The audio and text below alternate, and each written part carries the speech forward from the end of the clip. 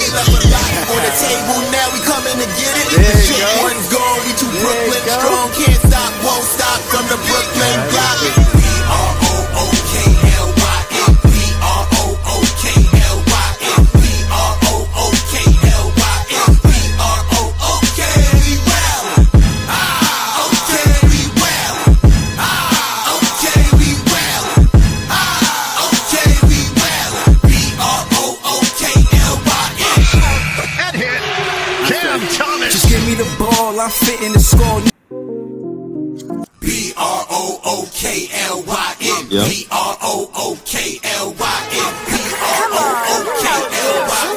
B-R-O-O-K. We well. Okay, we well. Okay, we well. Okay, we well. B-R-O-O-K-L-Y-N. Back in the day, J-Kid was the man, boy. With the team on his back like a jam sport. D-Lo with the dribble drive handoff. Pick and roll full contact, this is a man's sport. County of Kings, really the Kingsborough. You know Crown Heights, so you know that sound right. Brooklyn Bridges, Z-Dub defenders. The Brooklyn Block Party clacks and double digits. Got the Barclays clicking, the whole block is with it. Left a lot on the table, now we coming to get it. The shook one's gone, we too Brooklyn strong. Can't stop, won't stop from the Brooklyn block. B-R-O-O-K-L-Y-N. B-R-O-O-K-L-Y-N. B-R-O-O-K-L-Y-N. B-R-O-O-K. We well. Okay, we well. Okay, we well. Okay, we well. B-R-O-O-K-L-Y-N. That hit. Cam Thomas. Just give me the ball, I'm fitting the score next. My J is all net, me and Jay just all next. Getting back on defense, hit him with strong flex. I'm official like a ref, trying not to get attacked. And we go hard on Brooklyn, that's a promise. Watch me like a Cam, cause it's my time. Make sure watch me like a Cam, cause it's my time. Switch, they can't guard me, especially side the Barclays. Spin between crosses, I can score with both hands. Midi flawless, and I get to paint like an artist. I'm a bossmith, so you should respect my handle. I see the big picture with the nets like a mantle. In the future, I see us as Shamsu, and when we do, I'ma do a Brooklyn dance move. To stir that whole Millie rock like a FanDuel. That's a bet like my parlay on FanDuel. B-R-O-O-K-L-Y-N. B-R-O-O-K-L-Y-N. B-R-O-O-K.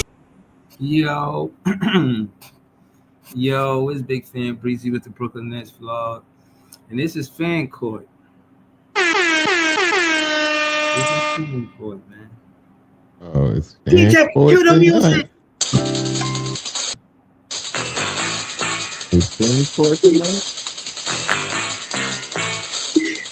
This is Fan Court. It's going down. Wait, exactly. What's on your mind? What's happening?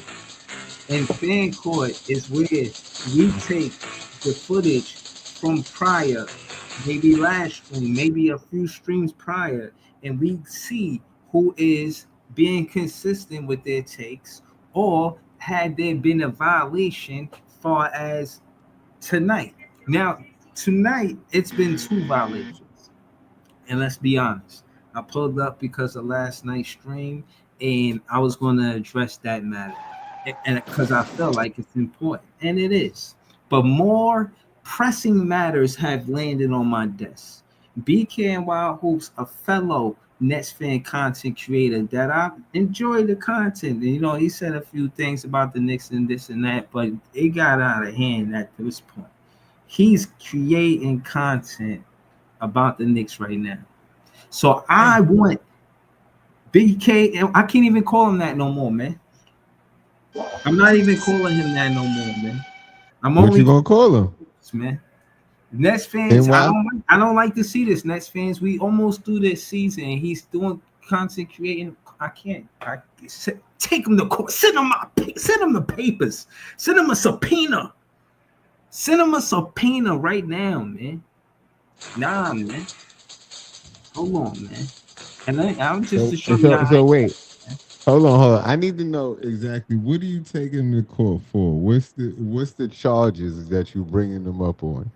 What's the charge? Having a name called BKNY Hoops and supposed to be a Nets fan content creator, and now he content creating for the Knicks on his off days. What was like? What is it? The BK is for the NY. The BKNY. Like, is he trying to? And so he trying is he by Team Shul, or was he just a Nets I don't creator, know. or was because I maybe he seen the put the thumbnail. BK I and the seen the NY thumbnail. together? I seen the thumbnail. Oh He nah. might be he might be one of those by Team Shul people like that likes to rep both. Oh man. I just seeing him have a thumbnail for Knicks play on there. It's just blowing my minds right now. Post. That's how Tell he giving tell it up. yo, shout out to Game Iceman. recognized game, and you looking kind of unfamiliar Listen, right now. listen, yo, Iceman. I'm late to do the stream because I was watching Iceman content on TikTok. He was doing a live stream. I was going to join. I didn't really know how to join. To keep it real with you. But I was in the chat. You know what I'm saying? He was talking about this basketball, and I'm all for that. Shout out to Quest One in the building. I know I'm internationally known on the microphone because Quest One is in Jamaica right now. You know what I'm saying? So shout out to Quest One. We international now. You know what I'm saying? Oh man, I see people who's giving BK and Wild Hoops the benefit of the doubt. I don't know, man. All I can tell you is So I you taking him to court. You said the charges is him being uh you said being by Team can look Shul out with this basically. on the thumbnail and it call it say well like I don't understand what's happening there, man. You know Now what I I was mean? about I to was alarmed. ask what I you didn't want to hold on, press the wait. link. I was alarmed that he had two Nick players on at the same Well, time on one thumbnail. I I didn't was gonna understand what ask he was you, doing. what's your evidence, but it seems like you got exhibit A on the screen right now. Now this Yeah, is man. exhibit A. Yes. Yes. I Mm. always peruse through YouTube, see what's going on. I always pop up, tap the like button, on some, All right, type well, shit. oh Tap wait. the like button Let's type shit. go to his page. Go to his page and Nah, we want to nah, see. man. Nah, No, man. don't go on his live, but go to his page. We need to see. You took him to court. We got to look at the rest of his content to see if it lines up with more Nick content. Is it all Nets content? Do we got content from mad different teams? Like, if you take him to court, we need to see the evidence. We need a thorough investigation of what's going on here. All right, I'll do more to build my case. But the evidence is looking pretty damaging to me. He got one thing. Maybe he does every game. So if he's doing games from different teams, he might have DeMar DeRozan on the thumbnail. He might have Tellel Ware on the thumbnail. I don't know who he puts on his thumbnails. Hmm, You see, so I never see. if you're gonna accuse somebody of these egregious accusations, you gotta have the facts. I mean, the same rising stars, Bridges and Hart. Yeah, Bridges and Hart both played for the Knicks. I mean, where I'm from, 2+2 is 4, man. Of course, I want to see him defend himself, but this just looks nasty. Listen, I said before the NY in BKNY hoops could stand for NY hoops. BKNY beat Brooklyn, New York, so he mean No, Brooklyn and New he York. could he could be repping both. Brooklyn Yeah. on one side, New York on the other side. Mm-hmm. Mm-hmm. I challenge him to a debate, man. I don't even care what the debate is. Just cause, man. I don't even have a reason. Just cause you pushing both content. You know what I'm saying?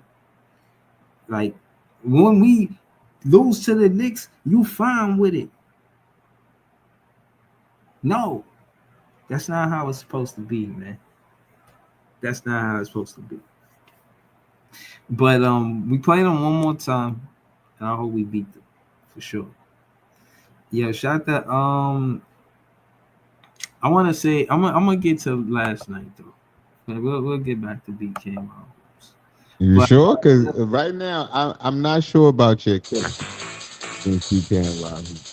Yeah, that's what I'm saying. Okay. I'll gather more evidence and Now, see what goes on. at the end of the day, his name is BK and Hoops, and we did break down that the NY could stand for NY. Yeah. Like, it could. What? The gang is up here now. So what the rest of the gang think? Do y'all think BKNY Hoops is guilty of these salacious allegations?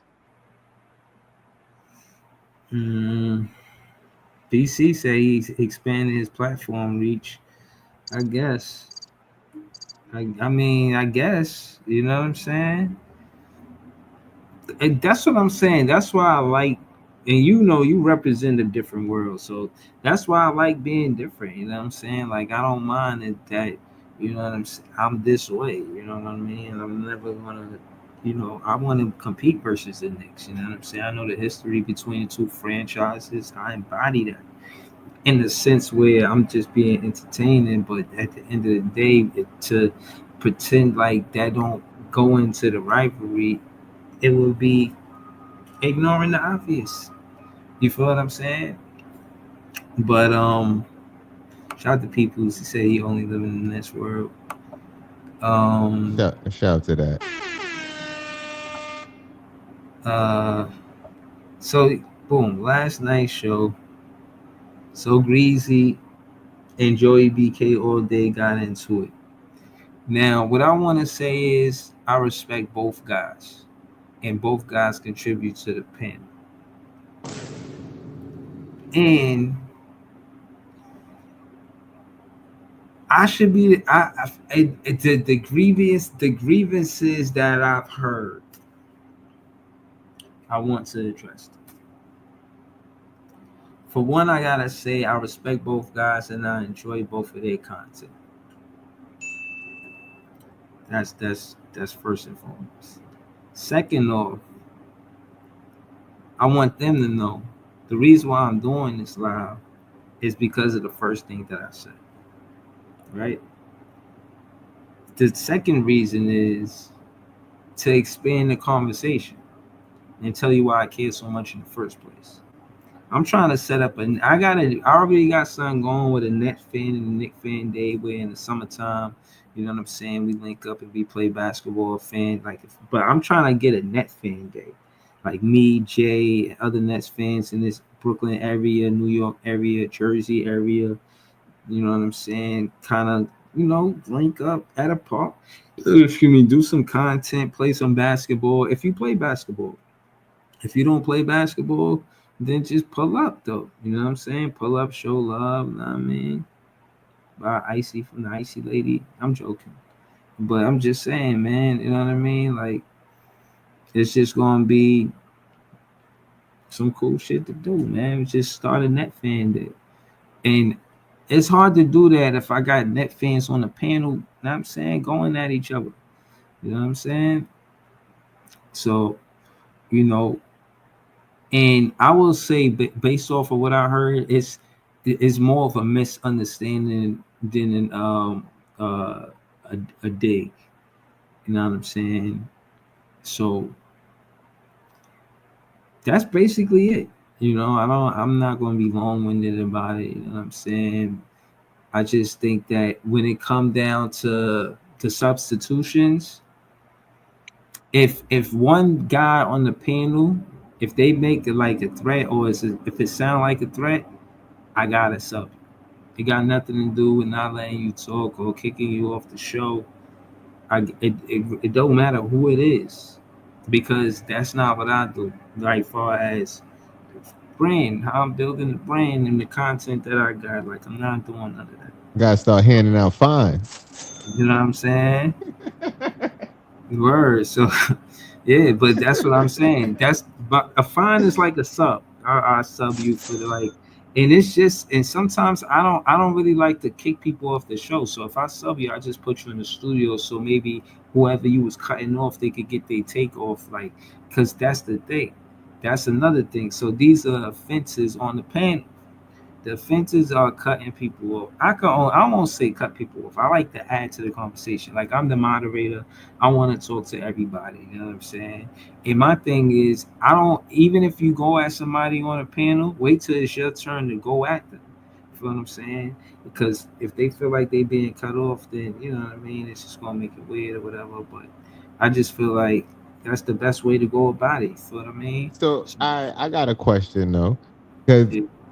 I know everybody is big on this not cutting each other off, and I understand it because it is counterproductive to conversation.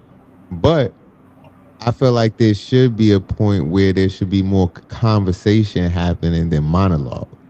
And it turns into a lot of monologues where people just talk for minutes at a time and it's not any like Okay, let's get to conversation. that. No, let's get to that because this is the part of the show fan rights.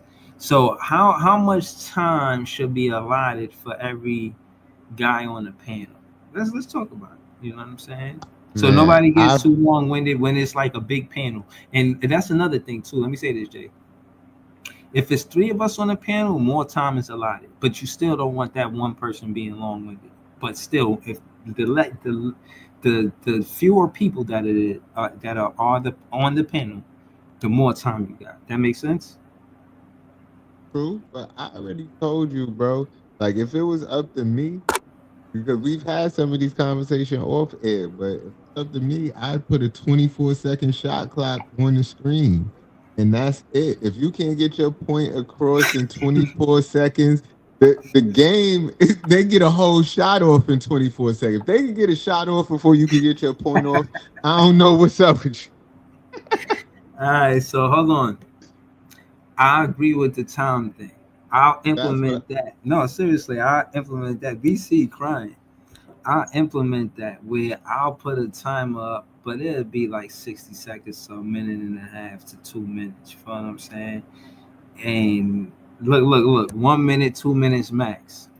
1 minute bro, standard. bro, If you look. cooking, you get those 2 minutes. You know what I'm saying? The thing is, I feel y'all, but 2 minutes is a long time if you just listening to somebody, and especially if you listening to somebody talk some bullshit. No disrespect, but 2 minutes is a long time. Like I do, I do facilitation work. I do workshops and shit. I do a exercise where I make people listen to each other for 30 seconds, and people can't listen to each other for 30 seconds without talking. So 2 minutes is difficult for people. You know what I mean? But and especially if somebody talking some bullshit. Gotta speed that up. Yeah. All right. So okay, Joey in the chat, he said, "How about you mute niggas so the person that's talking won't get rudely interrupted multiple times before landing their plane?" This is tough. I got, you know what? I agree with this. I agree with this. You know, And again, this is what I'm I saying. agree with it, but I agree with it respectfully, but I disagree with it. Because respectfully, that's a good idea. But I feel like you do that, we're gonna miss out on some great jokes. You know what I mean? And I be here for the jokes, you know what I mean, but we're gonna miss out on the jokes and they're gonna say the joke and they're gonna be muted. Uh, but the jokes are golden, but it's not okay. And another thing, name flying. When name flying starts, whether it be weirdo, pussy, anything, anything outside of that man name, it could go left. You feel what I'm saying? True. And when I say go left, I mean from a podcaster perspective where we was having a good vibe, we all enjoying the panel as in content, and it's just good back and forth. And it turned to something else. And now, you know what I'm saying? I gotta like kind of, you know what I mean? Get it. That's why I put Fandemonium. It was Fandemonium in here, man. When I looked up the word Fandemonium too, man, the shit is called chaos, man. It's a definition, man. He Yo, said the man. icon pick. Who got your icon pick? Come on, Joey. Who got your icon pick? I feel like shit happens, bro. I feel like niggas get into arguments and shit, but I would just feel like we gonna. It ain't really about nothing anyway. So I feel like, what's the point of even yelling and screaming back and forth, like, or actually getting offended at the like if we, because the name calling is crazy. Like, let's talk about the subject at hand, and the subject at hand is not the person that you're talking to. But I don't know how niggas go there, but a couple times somebody wouldn't like that at me on this podcast. I'm gonna just laugh. I laughed at them every time. Like, All right, what's the so point?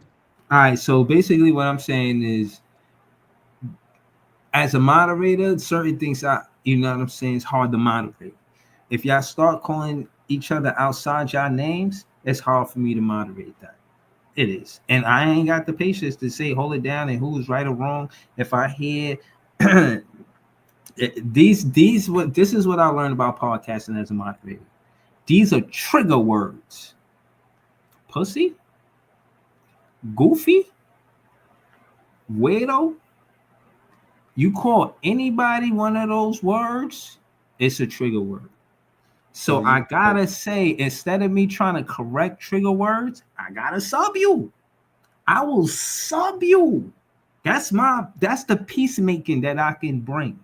I could have peace, and again, I've bestowed this power because I know what to do with it. I will sub you. I would just sub you. That's it. You'll just be in the studio.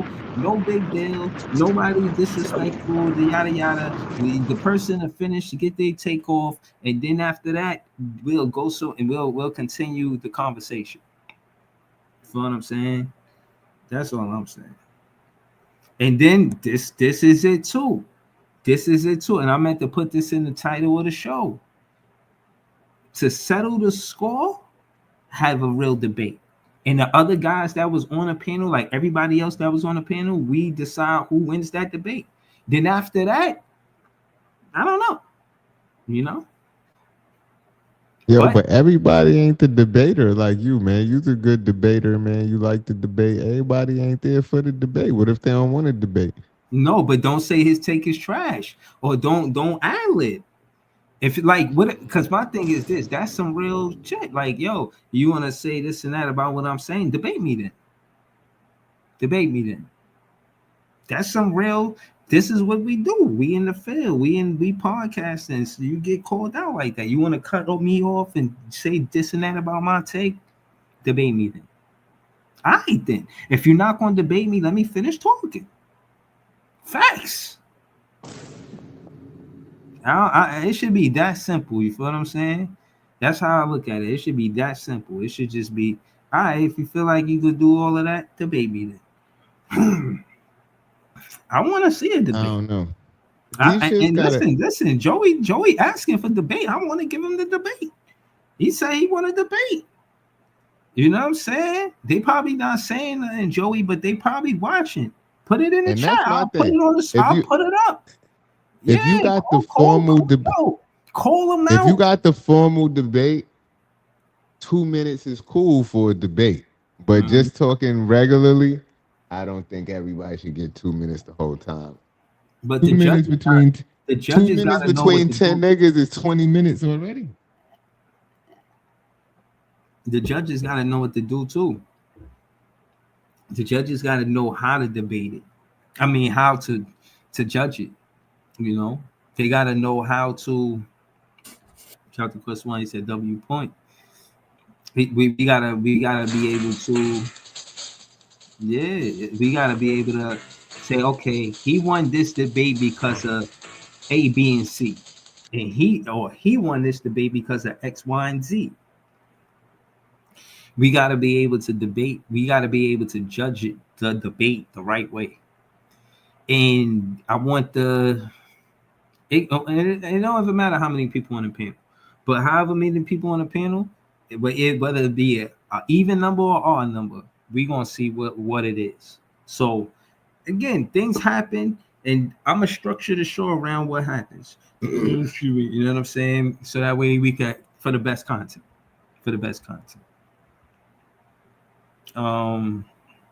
Man, just don't call each other names, man. That's it, man. Just come up here with positive vibes, know what I mean? With Mm, jokes and shit. Know what I mean? If right. sometimes you might be the butt of the joke, joke back, So but you so ain't hold gotta on, but get yeah, this everybody's is the what, butt of the joke, man. right. Hold on. No, Because it's look, no. Hold on. Listen, hold on. Let me say niggas this. make fun of me all the time for wanting the team to win, but so what? That's what I Mhm. want. I don't care what No, y'all think. So it don't matter if you think, oh, you're anti the team and you're this and no, you're that. I don't care what you no. But think. listen. Let them do all of that. That part is the entertaining part. But do that on your take. If I disagree with you, Jay, I'm the whole time I'm silent, waiting for you to finish talking your shit, like battle rap. I'm just letting you do it like battle rap. That's what I really want. And you could, I don't care if you go at people. You could go at me. Y'all never forget that I said Mikal Bridges and Cam Johnson gonna be a top 10 duo. Y'all never let me live that down. And You I don't said it trip. so many times. No, I ain't say it that many times. Nah, you said it every stream for No, weeks. I didn't. That was Yo, in the you off said it season. as I said that. I you said it said it as in the many off times as season. this nigga Leaf said Kai Jones. Hell no. The same amount of time. Nope. In the off season, I said it before they even played, but I caught wind really fast because they was making Cam Thomas a third option to Mikal Yo, Bridges and yo, Cam I Johnson. I just was gotta just like, keep asking y'all niggas. Do y'all know this shit is taped, right? Like you can literally go back to it. You was talking that top 10 duo shit for weeks. And Jock this Vaughn part. being the coach for the Brooklyn Nets because he's a fucking defensive minded coach. So hold on, look at this one. Quest one moderator on this page. He said give everybody 60 seconds to get your shit off, and then after that it's open gym. Like that worked. Yeah, see, I'm thinking maybe a minute and a half. I think 60 But it's seconds the is kind of open quick. gym. It's the open gym where people don't know how to respectfully jump in and out. Like this shit is like double dutch. You got to be able to jump in and out smooth. Like you can't. Like you got to know when somebody is talking. Sometimes if somebody cuts you off, you got to let them go because then that can help expand the conversation. But niggas just be focused on just getting their shit off, and that's the problem. They need to be focused on building the conversation, not on just getting your shit off. And that means on both sides. All right, so another Like thing the I want. person interrupting and the person talking. Like it's like when you having a conversation, like me and you having a conversation right now. Yeah, Nobody is like cutting each other off, but I might talk while you talk, but then you'll stop and listen. And then or the same thing. I stop and listen. Like, but bro, our chemistry. Come on, bro. You can't compare but our that's what I'm chemistry saying. to people who don't really know each other like that, but they like the same thing, and that's basketball. No, that's true. But we're doing a broadcast in a show. So you want to have engaging content. And I think interacting with each other is part of it. But you got to be respectful, like keep your emotions under control. And That then part. I feel like even with that part, Yeah. if they can't, you have to just get niggas out of here. Mm-hmm. And they like, that's it. Like you, because you really control the tempo of the show. Yeah. And if people can't be on the like you said, I feel like the brand of this show is positivity, basketball, fun shit, funny. You know what I Billy mean? DK called me Big Optimism yesterday. That shit was funny. That was funny as Right, hell. That was one of the funniest. Because right. I am really optimistic a lot of the times. You know what I'm saying? I'm a Nets fan. I'm trying to be optimistic, even though I know the odds might be against us. If it's say 97-3, I'm gonna take that 3%. I'm gonna make it a strong 3%. You know what I'm But saying? Like, if I don't want shit to say, not "Oh, we're gonna aligning, lose" just because everybody else say we're gonna lose. Nah, I'm gonna say we got a chance of winning. It might be a slim chance, but I'm gonna recognize it though. that's a fact. Wow. But I'm just saying, if shit not aligning with the brand, you got to make a business decision sometimes. Hmm. That's just the fact of the matter. Yeah, But but at the end of the day, want everybody to be on the show, want everybody to be cool, want everybody to like just talk basketball. You know what I mean? mhm. But my thing is, I want everybody to embrace being disagreed with. Don't Right? think that you on here for everybody to agree with you. Everybody don't agree with me. I'm the host of the show. Nobody has this awe. I don't have this awe about me. Like I must agree with Big Fan Breezy, for he's bestowed wisdom upon me for basketball for seasons now. That's not what it is. People come up here saying I'm wrong. They don't want to talk about that shit. They want, you know what I mean? All of this shit. I be hearing and I be ready for the smoke. I just think it come with Nah, the fuck territory that. to an See, extent. that's where I think you're wrong at, because I feel like if you start a topic and niggas come here talking about I don't want to talk about that shit, stop. Get him out of here. You on the wrong show right now. If you gotta try, like if I say, Yeah, yeah. yo, I'm about to talk about chocolate chip cookies today on this show, and nigga get up here and talk about muffins. So get him out of Hey, here. who said Today is something not about the show for muffins? muffins. It's not the Right. muffin show today. Today we talk about chocolate chip cookies. And after the chocolate chip cookies is talking done, when we done with the flour, the mix, the bacon, the butter, the temperature. If you want to bring up muffins, cool. But that's not what we talking about right now. And I feel like you be letting niggas get their shit off because you a nice guy. But Yeah. I feel Yeah. like Listen. I'm gonna be honest with you. Like, I kind of wanted to make my page one of those pages where you could come here, get your shit off, throw your link in the chat. Cause they got pages like that too, Jay. When you go there, the main purpose of the page is to go there to get subscribers. I was going to them shits and then they was unsubscribed, and I was like, man, fuck this. I'm getting it out the mud, man. I ain't doing this shit, man. Shit was stressing me out, man. And it's one thing if you don't sub, but don't sub and then take it back, man. I'm like, man, hell no. I'm they getting it Indian out the mud. givers with the subs. They Indian subbers. Don't call them that. I don't like how the Indians got a bad rap with that. Like that's a Yo, whole bro, hold on. origin story to that shit, man. I'm not getting into none of that, man. Well, I see. That's why I'm confused. Because are they even talking about Indians? Are they talking about Native Americans? Who are they even talking about? I don't know, 'Cause- man. That's a whole different. That's right, muffins. because That's muffins and you and can't even call that's them Native muffins and Americans because chocolate they chips, man. indigenous people.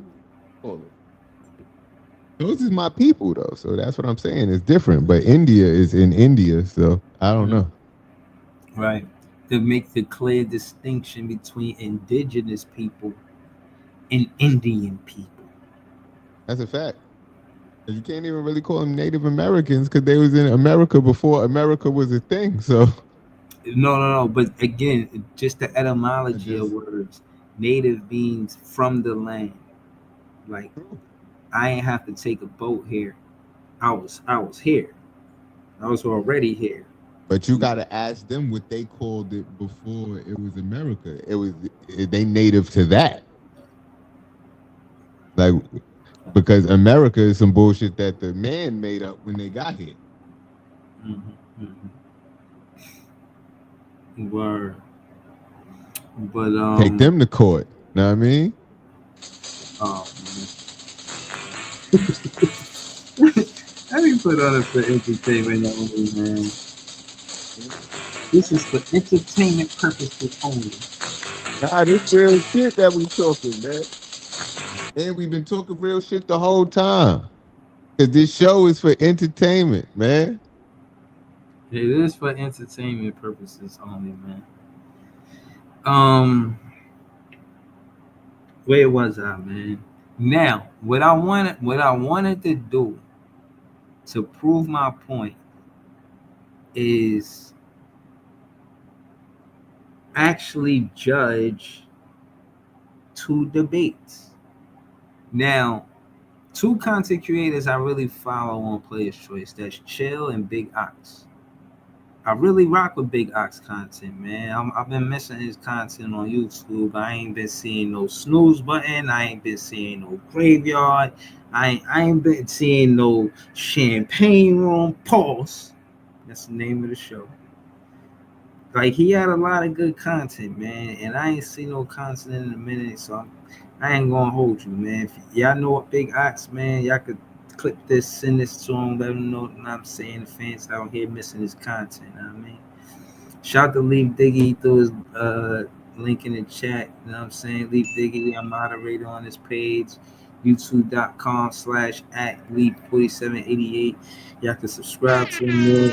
Yes, you know, Bird is the word. I was kicking it with Iceman. He said you and him got some content coming out. I'm waiting for that. I asked him to tag me.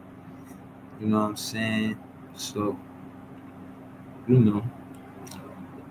To conclude this part of the show of Fan Court, because I see that, you know what I'm saying? I probably threw the link in the chat. We have to have a verdict, right? We have to have a verdict. And some ground rules. I didn't hear no. See, the thing is, you ain't take nobody to court. I mean, it wasn't no charges. It wasn't no deliberation. It wasn't no nothing. You just got some shit off your chest. Because this is that. Because this is this is episode 1, and when I looked at it, I didn't necessarily want to accuse. This is you're not going to jail because of this. You know, this is you walking out with a fine to pay at max. You know what I'm saying? Like a fine, but nobody has to send a super chat. No, that could be the fine. Niggas to get back on the panel. Yeah, that's the fine. You got to pay your fine before you get back on the panel. Yo, listen, I'm telling you, niggas will respect the rules a lot more if they had to. You know what I mean?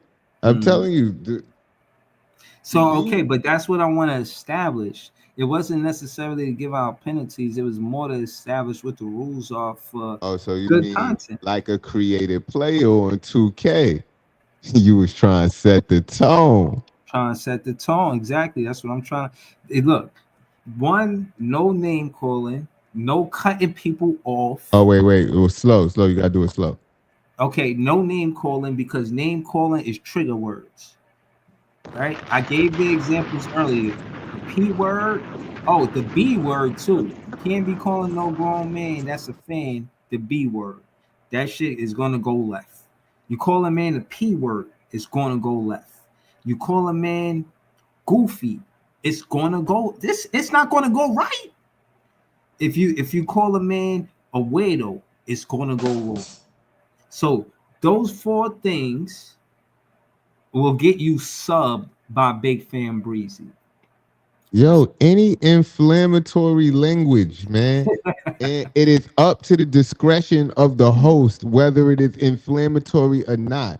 Whether or not you feel you said something inflammatory, if the host at any point feels that you are disrespecting the platform and any of the guests of the platform and the platform by proxy, you will be escorted to the guest room. That's a fact. What he said. You know what I'm saying? What he said. I mean, you gotta start using legal language. Right. The injured party shall not even have to ask. Word. Real talk. Nah, seriously. And again, I want this to work. Like, yo, I enjoy your content. If one guy in the chat, both guys in the chat, and one guy's like, nah, I ain't going on the panel because he on a panel, or vice versa, y'all fucking my shit up. You know what I'm saying?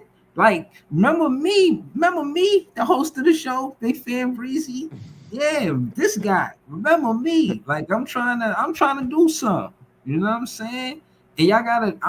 I did this episode to show y'all I ain't choosing this one over that one or that one over. I'm not doing that. I'm laying down what the ground rules were to say. Look, I know from being a content creator, this is what happens when you talk like this. This is what happens, and this goes for me.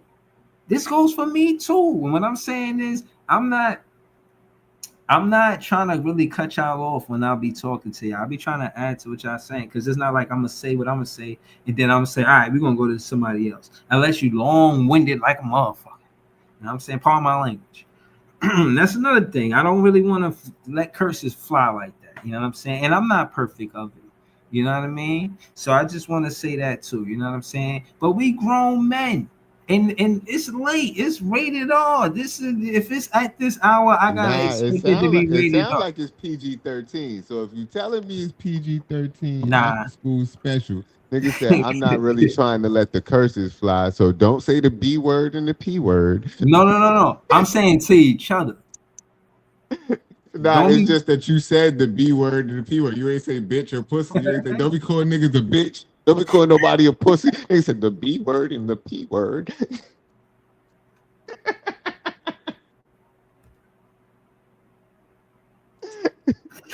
yeah.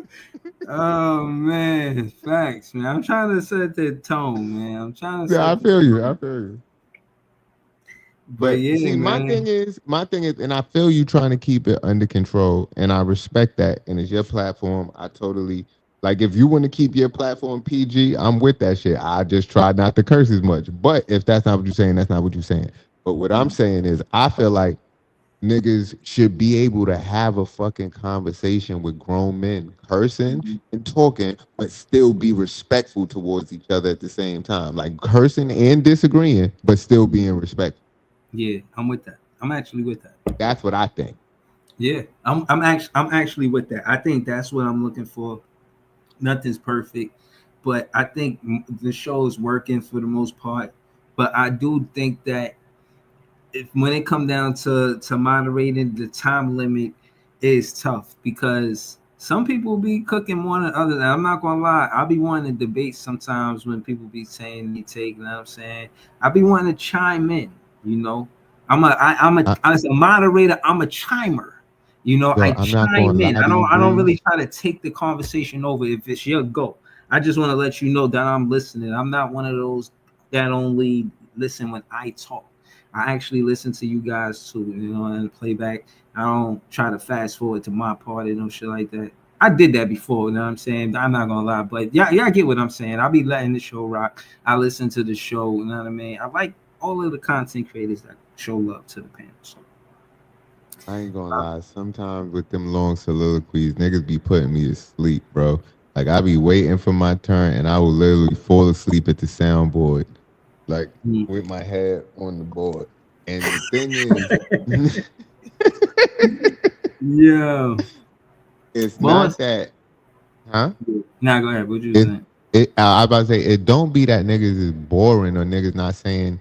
It's that niggas be repeating what they say multiple times. A lot Mm-hmm. of the times, like they don't even be saying like it's not like they repeating what they say is basically what I'm saying. Like they're saying it Right. over and over again, It's but the redundant. same point. Becoming Yeah, redundant. and it's Repeat like, it that many bro, we times. heard you the first time. Right. Pass Maybe the they just ball. disagree with you. Right. Like, and the thing is, if somebody heard you and they disagree with you, you don't have to re-explain the same thing again just because that's logical to you. Someone else just may not see it that way, and that's okay.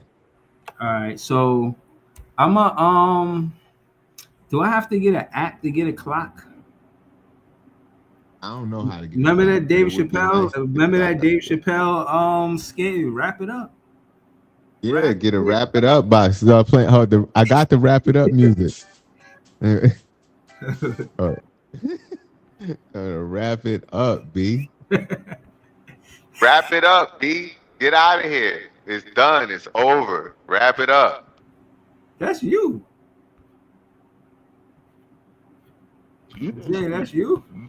yes, that's me. Wrap it up, B. We don't want to hear that shit no more.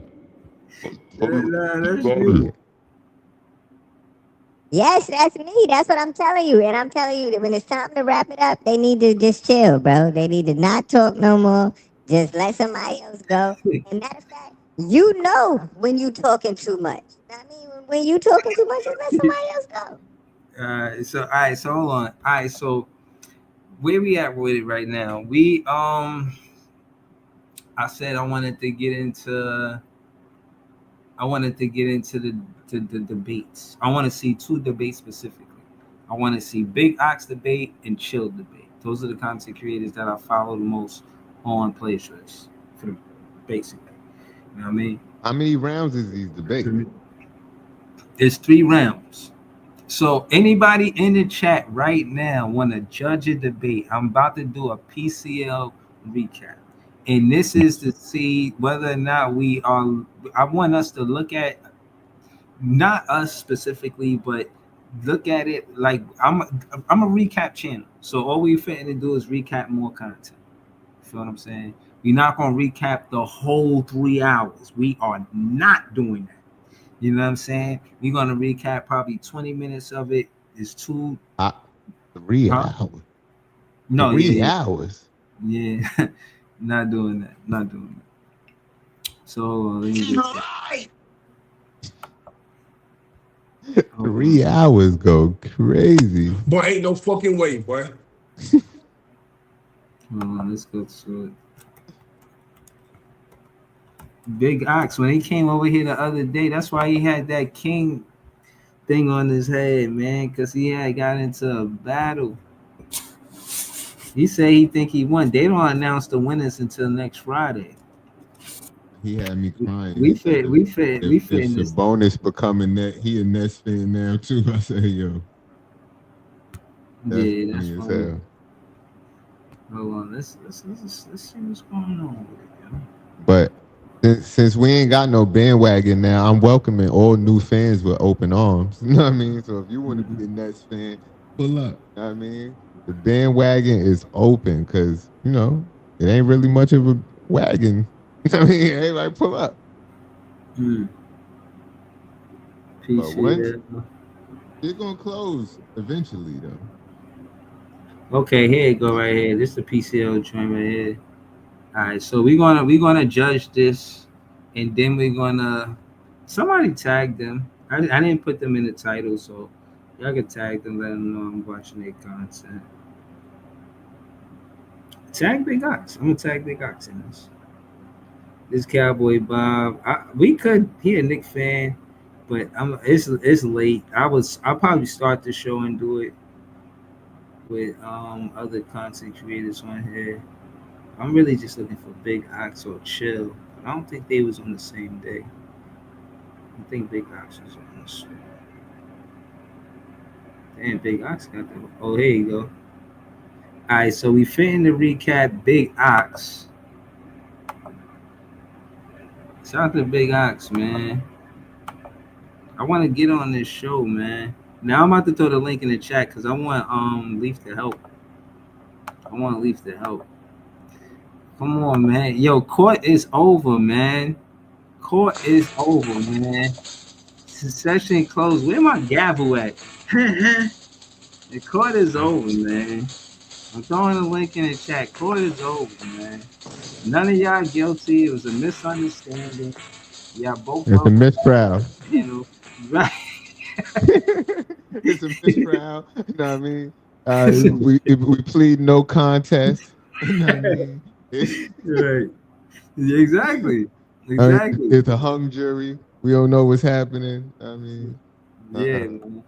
So y'all come up here. Just know that everybody's innocent. Everybody walked out innocent. Yeah. Misunderstanding.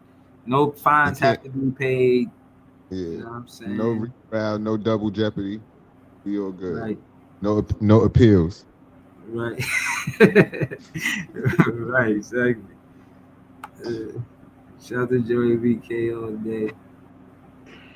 Yo. Yeah, what up, Joey BK all day? What's good, man? I just wanted to give some feedback for the show. I heard y'all talking or whatever, and I don't think, me personally, I think 1 to 2 minutes is good. I don't think it's that bad because, I mean, Jay, respectfully. Wait. I'm gonna ask you a question. What you think about if you can't get your point across before you expect Keon Johnson to get a shot off? But it's not the same thing. I get what you're doing. Yo, you expecting Keon Johnson to take the ball up the court 94 feet, get a layup before you can even get your point across? But here's the thing, though. But you gotta understand. It'd be multiple things for a nigga to unpack. Me personally, I don't think 1 or 2 minutes is long. I just think niggas got short attention spans and they be itching to cut niggas off. Now, I'm with Breezy. If you don't agree with something, wait till your turn, then bring it up. Don't be cutting the person off 2 and 3 times. And to my next point, you don't have to curse or call somebody a name to be disrespectful. Y'all do understand that, right? True. That's what I was saying before. Because the last thing hold on. was irrelevant. Just like yesterday, if I'm doing my take, a person's consistently cutting me off, a person's consistently being condescending, that's a form of disrespect. Okay. So those are the only 2 points I wanted to say. You know what I mean? Like, I agree with you. We gotta respect each other. And another thing, like, if it depends on, y'all got good chemistry, but it depends on how many people are on the panel, because we know a lot of niggas drive the whip off the road, and then you don't even get around. Niggas can't even get through one topic because niggas keep cutting off and taking the conversation somewhere else. True. You know what I'm saying? Like, no, that I can't argue with that. But I mean, like I said, I agree. You know, you want it to be natural, but it's right. Easy. Like, yo, Joey, I feel like it needs to be natural with 2 people. If it's 2 people, it need to be a form of controlled chaos. Like, the chaos needs to happen, but it got to be controlled to a certain degree. But it's so much harder to do that when you have 6 and 8 people on the panel. It's easier but if we're doing this every night, people got to learn how to. But okay, so when you what about when I say hold it right? down? What about when I be like, when I say hold it down, slow it down? When you watch a sports show, notice how the max people you'll see is 4 people. It's always at least 2 to 4 people. It's never nothing over that. Because if you get more people in it, it's just like, it's more people to muddy up the waters. And a lot of people, if it's going to be a lot of people, the more structure you need to have. The more people, the more structure. Right. That's just my that's true. But on the spaces, I feel like they be doing that. They be having a bunch of people up there. It's not like everybody be cutting each other off all the time. It just depends on which one you in. True. The spaces, though, niggas be waiting to talk their turn a lot. True. It's more like that. It's more controlled on Twitter, the way. Thank you. That's a fact. Yeah, you know what I mean? And I know niggas be patient to rebuttal. Like, okay, it's cool to do it in open gym. If we just boom, we going back and forth, we sparring.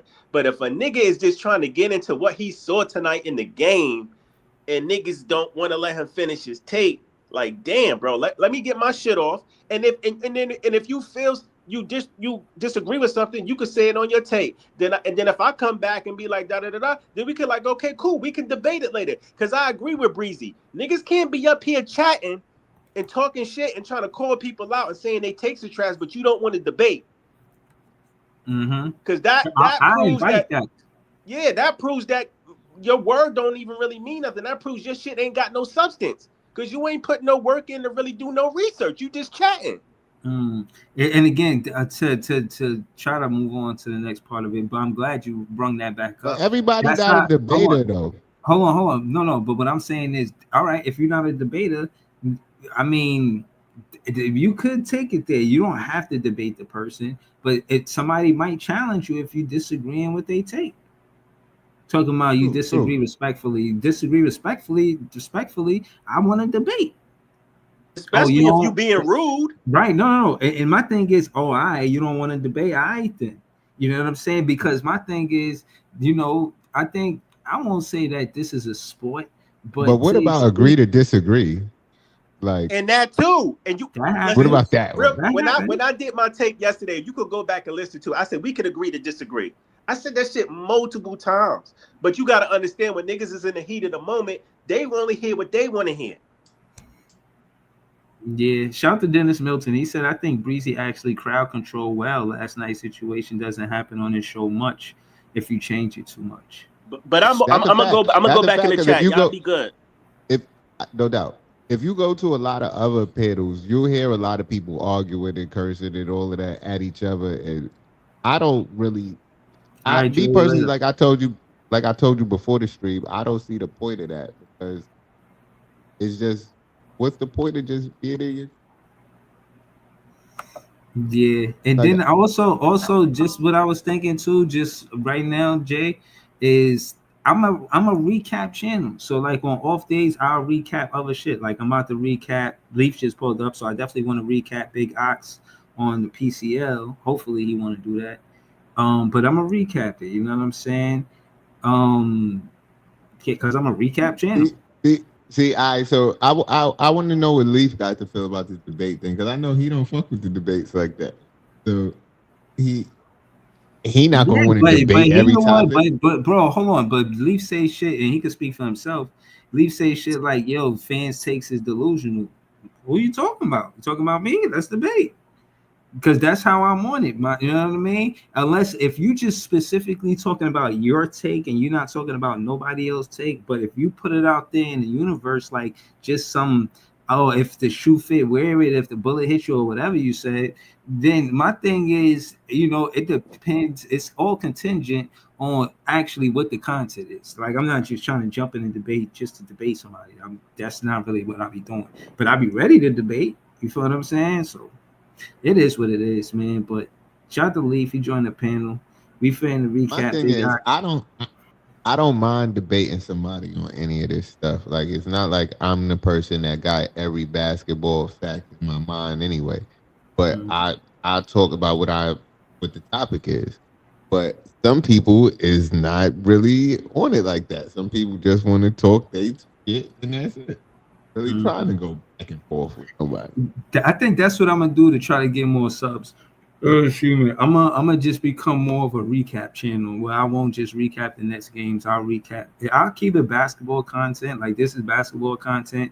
I'm being the judge to it because they don't have their judges until this Friday coming up. So it's Monday night. So you know what I'm saying. I'm doing work. And whoever wanted like recap with me, they could just pull up, or I'll just do it by myself. You know what I'm saying. But yeah, it's something I want to get into. You know what I mean? I'll be looking to Damn, put more bro. content. But hold on, That's let me introduce Leaf. that's crazy, bro. It got that bad. The What? season that bad that you said I ain't even a Nets channel no more. I'm just a recap channel. Nah, bro, stop. That's crazy. This a off night. You know what I'm saying? Tanking make people do crazy things out here. Stop it. You reach it. I recap last season, the season before that, this season, and I ain't missed one game. That's not a punt. That's not a sub to anybody out there. For the people who do be missing games. That's I mean, hey, nigga, Cam Thomas get shut out, nigga. Why can't I? Shit. Oh man. Hmm. Yeah. Shout out to Dennis that was a Miller good too. He said comeback. hit the like button. That's all I'm saying, bro. Like Cam Thomas, That all was a these good other niggas comeback. get rest, bro. Like I can't get no rest. Damn. Shit. I can't drive my granddad somewhere, bro. Like, make sure he right. Yeah, shout out to Damn. your grandfather, man. I see everybody like to shoot from the hip. I've been quiet. Yo, I've been why we like, always got to bring the weapons into it? Why we can't just be having a verbal discourse, just chilling? Right. You always got to say niggas is beating me over my head, niggas is punching me, niggas is jumping me, niggas shot me. Like, bro, we just Hey. talking. you know why? None of that things You know why I happen. say We that, ain't Jay, gonna bro? do that. Because I understand subliminals. I don't just understand them, bro. I throw them out myself. And you Bro, understand, none of that and you shit, a rap, none of and that I would shit be think, happening. as the nigga that write raps, bro, like you be sending you would understand subliminals when you hear them too. I would No, like to I'm just think that. saying, bro, Hold you on, just be man. using the most Let inflammatory hold, language possible. Like, hold we're on, having a man. verbal I got exchange. it's Samba in the chat. See, she a moderator now. You feel me? So I just want to say shout to you. You know what I mean? Probably the only woman watching right now, showing us love. And I just want to say, when I think about my 800 and what is it, 850, I think 858. I think I got like 855 guys, man. But watch this sub to this show, man. I seen Asia, Samba, and Samba is the first one to show this. No, it was on YouTube. I think Love Aries, so shout out Yeah, to her. love Aries too. But Samba, she actually came on a panel. Yo, easy. Wally is Samba, yo. Yo, wait. Hold on. What? Yeah, Wally Wally is on Samba. Wednesdays is Samba. Yeah. What the? All right. You know that's nasty work, yo. Yo, if that's true, yo, you know that's nasty work, yo. Yo, Yo, I told I y'all know it. I yesterday. know it is. I'm not saying it. She's Wally on Wednesdays and she's Samba on Sundays. But it's No, Monday now, so I don't know what's going on with that. no, but Jay, so you popped up in here on your like burner channel? Like, is that what's Yeah, going it's the on? Like, Finster. It's the Finster. Yeah, that's what it's looking like. That's what I caught him on, bro. what the fuck? See, I was gonna run my podcast of how the Philadelphia 76ers is out here. They need to be terminated, bro. Like for a year. I ain't gonna lie to you. After what happened tonight, I'm gonna talk about that shit at another time. You know what's oh, wild crazy? I went on Twitter the other day and I looked for Wally and I couldn't find the page. I thought she blocked couldn't me. I'm like, what find I no do? content, right? I couldn't find that page neither. I thought she Yo, I know blocked I me, yo. wasn't bugging. I thought she Nah. blocked She me, boy. I ain't gonna lie. uh, Yo, she must have blocked you too. apparently she switched up the whole scene, bro. Like I don't know what happened, because I was looking. Yo, I didn't that's see her in the ads. I couldn't add her name in none of the Nets titles and none of that shit, bro. Like I was like, what the hell? I'm like, I don't know. It, it, it- we it's should hard make being a a Nets show fan called this Where's season. Wally? Like Where's Wando, I man? mean, shit, it Yo, ain't bro, hard for it's it hard ain't. being a Nets fan this season. Breeze had to change his channel up. Wally changed their name.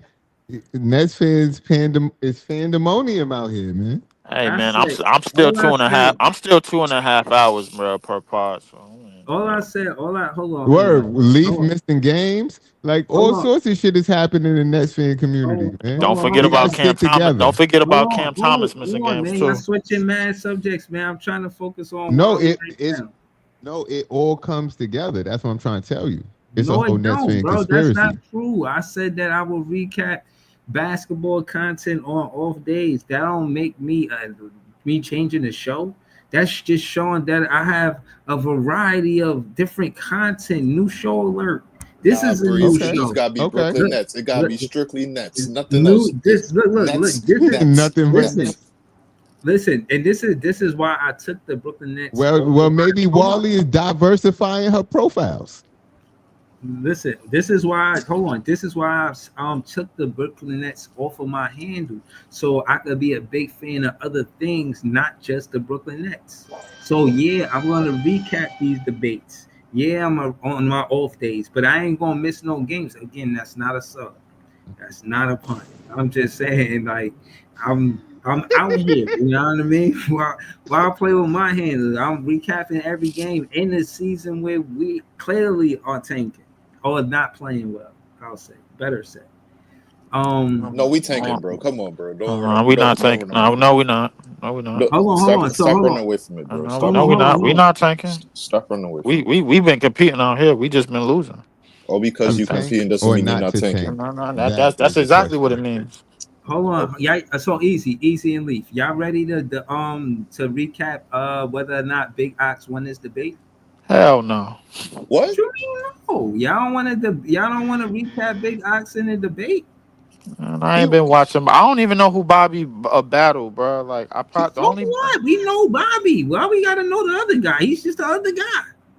All right, whatever. Yeah, bet. Go ahead, put it on, bro. What Shit, bro. about hold on? What about It's you, your man? show, bro. I'm just here to watch a movie, bro. Come on. I mean, Leaf is a fucking Debbie Downer, so don't even mind him though. I Right. mean, we could do that. I'm just saying though, like, all right, I saw that shit already. Like, I got my dog. I already told him like you won in the sweep, my nigga. That was 3-0 sweep, nigga. Big Ox That, swept him. that was a broom. Like that was a broom right there, bro. That was a broom. Oh, That was we finna watch this. victory. For whoever makes it the distance. Now, obviously, today is Saturday, March 15th. You know, we will be back tomorrow at the same time, March 16th, for some more heavyweight matchups. Tuesday, March 18th, we will be back for some more round $5,000 of look 32 good. I wish I matchups. had that And in then my Wednesday, account March right now. 19th, we will be So if ending I could the win round of 32. So y'all $5,000 be sure to pull debating up. And last somebody, but not least, after this, we have a playback money. after party. The Thunder versus the Pistons at 7 p.m. Eastern time. We need y'all to show up and show out. Everybody that's on Twitter watching this and everybody that's on YouTube watching this, come to playback after. All the contestants from today will be up there to recap their matchups, and it should be a good time. But in the meantime, let's go ahead and get into it, y'all. We got Big Ox versus Matty Ice. Let's get Let's it. do it, y'all. Matty Ice. Oh. Oh. That nigga got the nerve to put on some King's gear when I pressed him. You know what? No, for this battle, it's King Ox. For this battle, it was King Ox. Hell no. Listen, I'm telling you, listen. it's Let King me Ox. let me say something about Big. Put Let me the joint on, something. bro. Hold on, easy. You gotta notice the way that Matty Ice and Big Ox locked in for this debate was Big Ox abused his power and made it happen. He wasn't even supposed to battle Big Ox. He was supposed to battle some other guy, right? Big Ox said, "Nah, give me Matty Ice." I said, "Oh shit." Big Ox wants to smoke with whoever this dude is. Well, And all right. So, all right. what's the backstory to that, Easy? I don't know about all of that right there, but all right. Let me say this, right? I'll just say this. Even though I'm confident in my own ability, but I'll say this: there's some good debaters in that PCL debating realm right there. There's a few good debaters. Okay, who you like? Me, Who you me, like? me.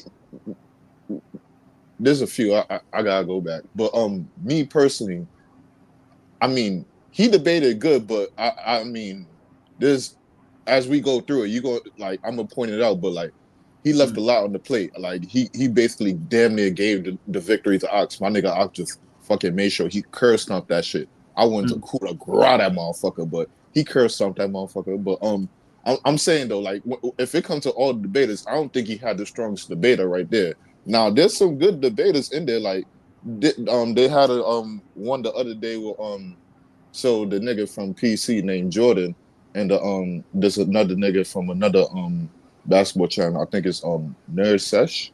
I think that's what it's called. They had a good debate right there. They had a good debate. They had a real good debate. All So right, I'm so like, easy. You know what I'm gonna do? I'm gonna send you the link to start the show with me for those other debates, so that you could tell me which ones you're talking about, because I don't know which ones you're talking about. Tonight we just gonna do Big Ox and we gonna do chill, and then we could, you know what I mean, do those other ones you're talking about. nah, I ain't gonna lie. Chill. Hold on. Let's get through the Big Ox. Oh, that's how Big Ox feeling. Oh shit, Matty said you will not one up me. I'm wishing you some luck, my brother. Come on. Okay. They both came with the props, man. Let's get into it, y'all. No props. Address me correctly, man. King Ox. Oh, it's not Big Ox no more. It's King Ox. King Ox. King Ox on the PCL stage, y'all. Let's get into it. The first topic that we got today is Wemby versus Anthony Davis. This is a hot topic. It was earlier this season and it still is. Wemby versus Anthony Davis. Big Ox, you are going to kick us off. Who is the better big man, but ultimately, who's the better player? Okay. I'm ready when you're ready, Ryan. Yeah. Okay, so obviously the answer to the question is who is better between Anthony Davis and Victor Wembanyama. I'm going to go with Anthony Davis on this one. I'm going to start on defense. Both of these dudes are obviously top 5 defenders in the NBA. You can't even, you can't debate against that, right? I do think Anthony Davis edges Victor Wembanyama out, and this is why. You look at the blocks from Victor Wembanyama, and it's impressive, but blocks aren't everything. Anthony Davis is actually playing solid defense, not just chasing blocks. He's staying down, staying vertical, meeting guys at the rim, just being an overall rim protector, not just stat padding by chasing blocks. Also, he's stronger on the block. He's much bigger. He's just more physical, more aggressive down there. So he's not really going to get bullied. I'm not saying Victor gets bullied, but you can't just bang AD all day and have your way with him. That's not going to be a winning formula. Also, on the perimeter, Anthony Davis is moving his feet, beating guys at spots, turning them. He's playing solid defense all around on the perimeter. Victor Wembanyama, on the other hand, he's actually getting cooked out there on the perimeter. He's relying on recovery. He's relying on recovery to make up for his lack of ability to stay in front. I just don't think that relying on recovery is a recipe for success. All right, Matty, talk to us. Yeah, so that was clean. That was clean. I like the points he was making about backing down Wemby. You cannot do that to Wemby because this is not 1995. The game is not played that down low in the post anymore. Yeah, AD I think is the better defender. I'm going to give you that 100%. At the same time, you said yourself, Fox. These are both top 5 defenders in the game that we're talking about now. Anthony Davis, arguably the best. Pause that Wembanyama, real top quick. 3, Pause wherever that y'all real got quick, him. Breeze. Bro, The Wemby question was, who to was be the better big defensive man? player of the year. Well, first of all, Wemby was about to be defensive player of the year, and for the guy who's debating on Wemby's side to not mention that first and foremost and say that AD is the better defender, he's not trying to win the debate because Wemby was about to be defensive player of the year. So Anthony Davis wasn't, and he's not even number 2. Jaren Jackson Jr. is number 2. So what you was gonna say, Easy? So I want to applaud Jay because he said exactly what I'm about to say. I'm about to land the coup de grace. No. That's perfectly said, bro. Perfect. I couldn't even say it better. I'm gonna land the coup de grace on this bitch, bro. If you in the debate and we debated AD versus Wemby, you don't concede the defense. You do not concede the Look defense how much at all. time we got left on the clock. No, but Breeze. After he said that, it's over. It's over after that. I mean, you can make it up. You can make it up, but so you're putting yourself in the hole. Look how you just started The the question was who was the better big man, not the better defender, bro. Like that's what you want from your big man. You want defense defense from your big man, bro. Exactly. So if we're gonna talk about a better big man, and you automatically concede the defense to the other guy in your opening monologue, like nigga, so what the fuck? Opening in the start of it, so bro. I get what you're saying, Easy. No. I get what you're saying, Easy. But I think that I think that he thought that was probably part of the setup. But conceding that, but definitely wrong. That definitely was a fall and bust my face type of moment, bro. Right. Let's still let him finish. Let's still let him finish his round, though. Right. These guys are in similar stratospheres as defenders. It's just Anthony Davis is more versatile in that aspect. But Victor Wembanyama, the real separator for him isn't that tight gap that there is on defense. It's the bigger gap that there is on offense. So again, the modern NBA, it's really revolving around these unicorns that are becoming the best players in the league. Like we never seen like a big like Jokic before, and he's able to, pass like no other, and he's widely regarded as the best in the league, with the exception of David Robinson. We've never seen a Giannis before. So to have the athleticism and size of that body and have that dominant force down low, Giannis is a unicorn. Wembanyama is a unicorn. We've never seen somebody at 21 years old, be able to put the ball on the floor the way Wemby does, be able to shoot the midi the way Wemby does. Wemby is shooting 40% from the midi this year on about 5 attempts. That is great for a second-year player, especially when we're talking about a guy who's having to deal with an interim head coach. His coach had a stroke midseason, and he's had to deal with that. He's had to deal with multiple injuries and roster turnovers throughout the year as well. All right. Round 1, Ox. I'm not even doing this, man. The King Ox, round 1. So I got no soliloquy for this guy right now. It wasn't close enough for me to give it a soliloquy, bro. So I do. This guy isn't good at debating. Like he's sitting. No, he gonna warm up. He gonna warm up. This was all right. So y'all give it around Leaf because what about? Hold on. Easy. Go ahead, Easy. What you were saying, Easy? So I agree with you. I give it to Ox, but when I say you leave a lot on the plate, so this is what I'm talking about right here. So like when you begin and you automatically concede the defense, I'm like, why? And then you switch to the offense. Okay, cool. Let me see where you go with the offense. You went so many places with the offense when you could have stuck in one place and hammer that point and then keep on expanding from that point. So like he went to like pop, had a stroke. He put the ball on the floor. He make threes. He could just automatically start from the 3 and then just work his way down. And I don't think he had to talk about Jokic and Giannis and all these other names. Like you bringing up all these other names, focus on what you focused on. Right. We're gonna get to round 2, but I want to agree with Jay. I want to hear from Leaf, and I want to agree with Jay before we do. I want to say, for one, basketball, but that don't mean you know how to debate. To know basketball and to debate basketball is 2 different things. I think this guy Matty Ice knows basketball, but I don't think he knows how to debate basketball. No, he gonna warm up, bro. So let me say this, 'cause I saw it right. The beginning round, you could say for his part, it took him. He lukewarm right now. Pause. But he putting his toes into the water. Like, all right, is this bitch cold or not? You know what I'm saying? But he gonna heat up. He gonna heat up. But I'm saying though, it's still a sweep. All right, Leaf, you care to say anything about this round? Or? Yeah, Maddie screwed up, man. As soon as he could, from the start of his debate, when he conceded the defensive portion to Anthony Davis, he didn't even bring that. It was the whole thing going back to that. I thought he could have fought that off with Wemby being finishing second in defensive player of the year and in this rookie season. He could have fought that. But he didn't fight that right off the rip. So hopefully he bring that up in the next round. But I don't know. But I get that round to Bobby. All right, cool. All right, we're gonna go for it, yeah. Hey, Big Ox is back on you. Round 2. Talk to us.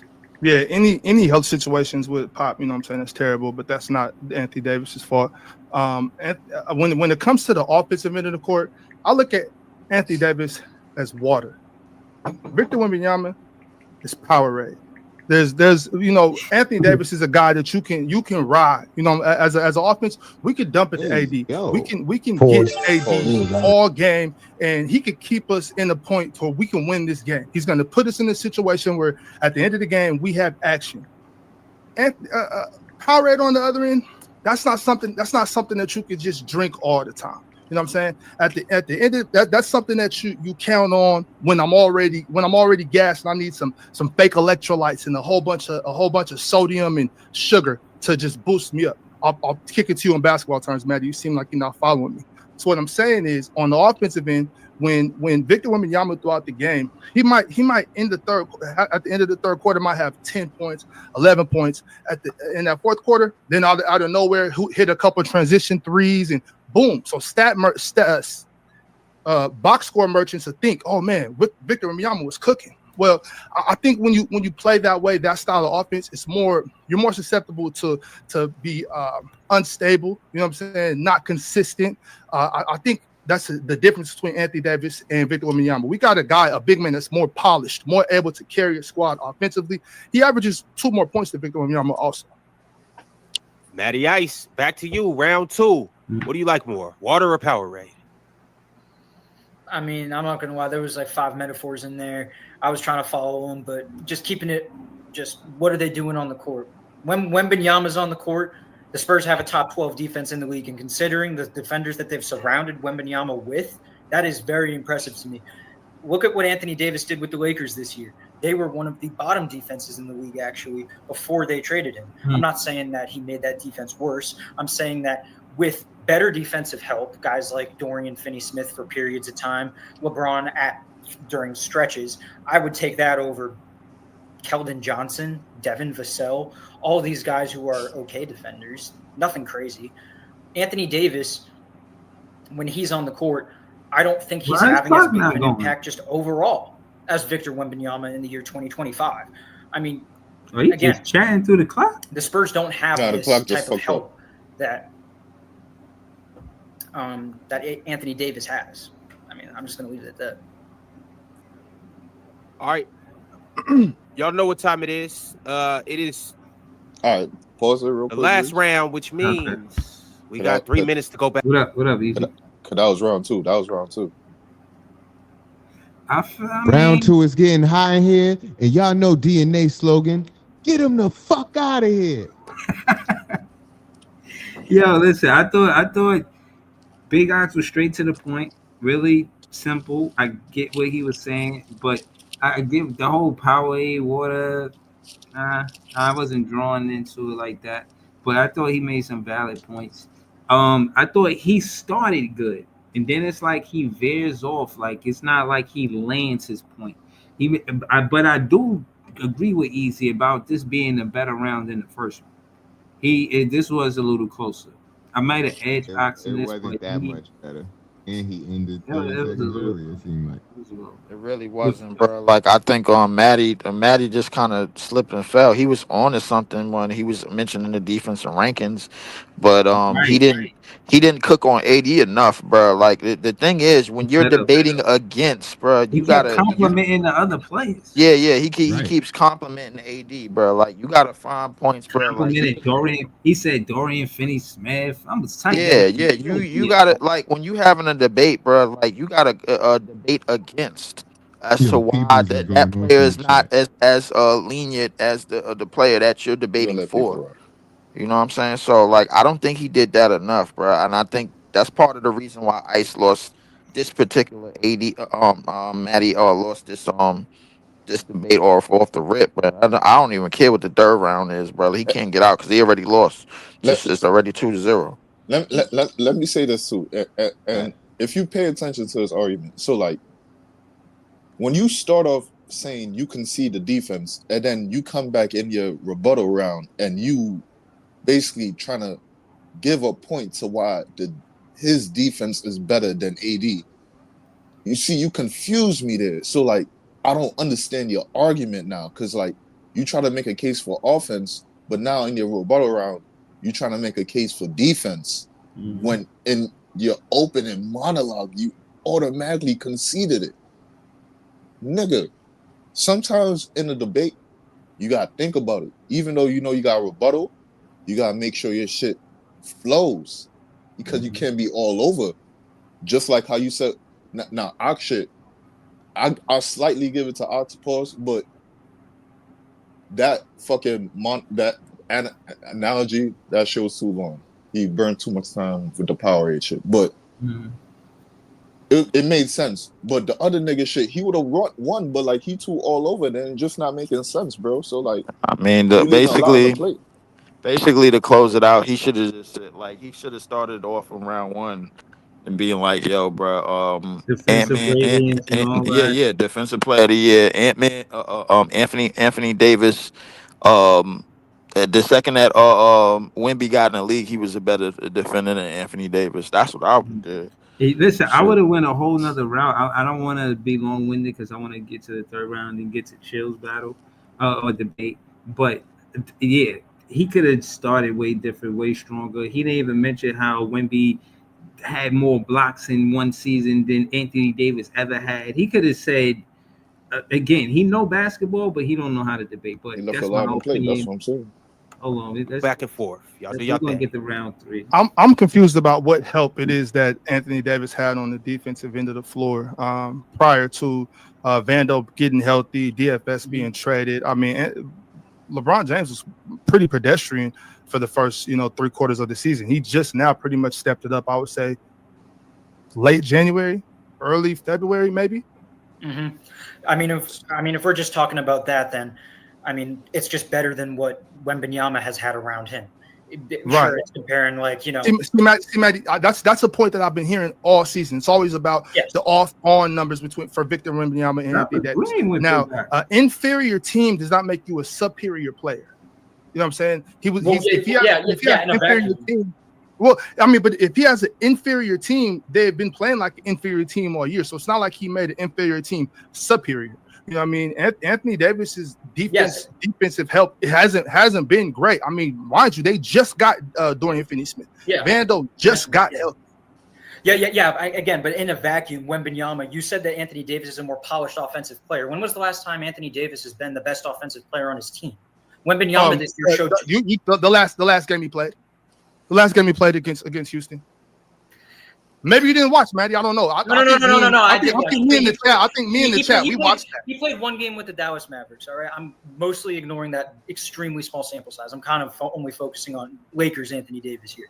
Victor Wembanyama has been the best offensive player for the Spurs all season, and the biggest leap that we saw with him this year has been his passing. His passing has been terrific. Again, Maddie, inferior team does not make you a superior player. Passes. He's been able to manipulate players through the post with lobs. He's been absolutely mastering the pump fake in his jump shot just from his size in general. He's able to manipulate defenders, making them fall asleep when they manipulate think how.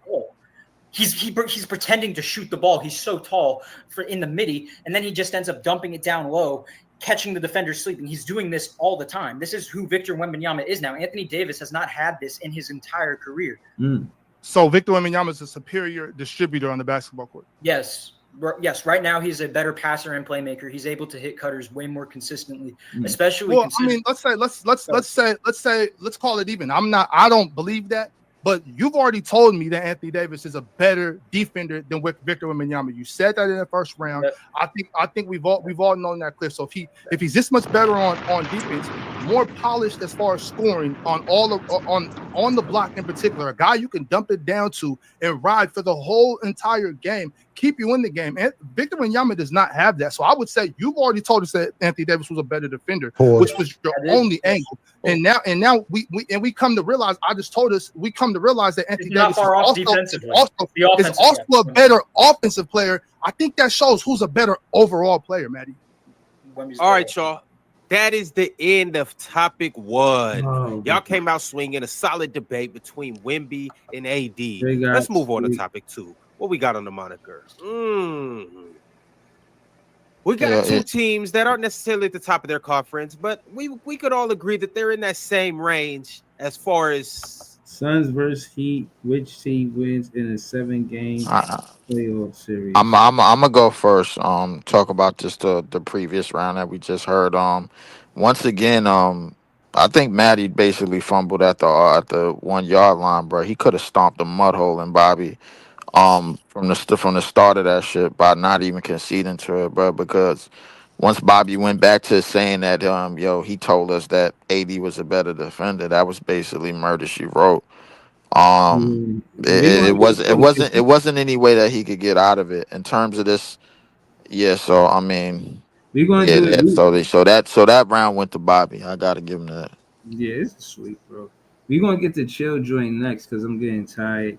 I mean, next stream. I'm not going to get through this whole thing. Oh yeah, it looks like it's ought to be funny. right. Easy said he's seen this already. And did you see Chills? Yeah, I peeped that Chills, man. A little bit. I had to do which one was more entertaining? Because I'm not. I think Chills was more entertaining because Chill was in the mood, bro. Like I mean, Bobby he was versus Mike. Yeah. Chill was in a mood, and when he get in the mood, bro, like I ain't gonna lie, bro, like that shit is hilarious, bro. Hold on. I want to say anybody that's watching this content, this is Player's Choice. They got a sports channel, one of the biggest platforms on YouTube. Really good content. This is Big Ox on the left. This is Mighty Ice on the right. They got fans that join the league or the tournament. These Big Ox is actually on the panel on the show. He's Matty Ice, a fan of the show, and he got the battle Big Ox. They interact with the chat a lot. Really dope show. So y'all should subscribe to Player's Choice. We only gonna watch this one joint with Big Ox. Easy said he's seen it already. And it's because I'm tired. I ain't gonna lie to you. I don't feel like I don't want to watch it because I felt like it wasn't really that competitive. For the most part, if Easy said that he swept him and he just met this one part, then that's one thing. But if Easy say he swept him and he beat him in every round, like it's 3 different rounds. Like it's 3 different. Yeah, it get better when you keep on going. It get better. It was just the first one. They got 2 more rounds. Okay. So what y'all want to do? Y'all want to get the Big Ox the rest of it, or y'all want to watch Chill Joint? I mean, we already started Bobby joint. We might as well finish it. Yeah, we right here. All right. Yeah, because this is we got another round after this. Rankings. So we got the Suns versus the Heat. Which of these 2 teams would win in a 7-game series? Ox, you kicked it off round 1. So Maddie, you gonna kick it off topic 2. Talk to us. Yeah, in the NBA, sometimes top heavy talent to you. When it comes to this Miami Heat team and the Eric Spoelstra culture, the locker room that he produces, I think the Miami Heat are able to win in a 7-game series. It's not going to be easy, but I think that that's what's going to happen if these two were to face up. I mean, just looking from the roster from top to bottom, Eric Spoelstra, future Hall of Fame head coach. The Heat this season have a top 12 defense, despite all the distractions that Jimmy Butler caused them throughout the majority of the season. Bam Adebayo's ability to protect the rim and also go outside the paint is proving once again he's one of the most versatile defensive bigs in the league. And if he was to match up against the Phoenix Suns, Mason Plumlee, come on, that's baby food. Like he's eating that up like all day. Andrew Wiggins, I don't think he'll be afraid of Kevin Durant. I mean, we've seen Wiggins step up in the playoffs many times to guard star players on the biggest stage. I mean, in Wiggins' career, KD averages like 24, 8, and 5 on 44% from the field. Like it's all right. For Kevin Durant, though, I'm not holding that standards to him in a 7-game series. Last January, when we saw these guys matched up, I mean, Wiggins got the better end of Kevin Durant.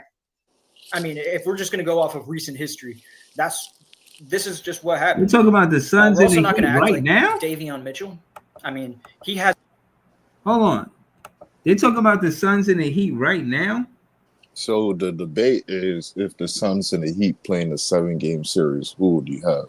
The two current teams? Yeah. Why would they pick that debate? All right, but cool. I just wanted to make sure. Has been one of the most consistent guard defenders in the league this entire season. He's able to play on the ball, off the ball.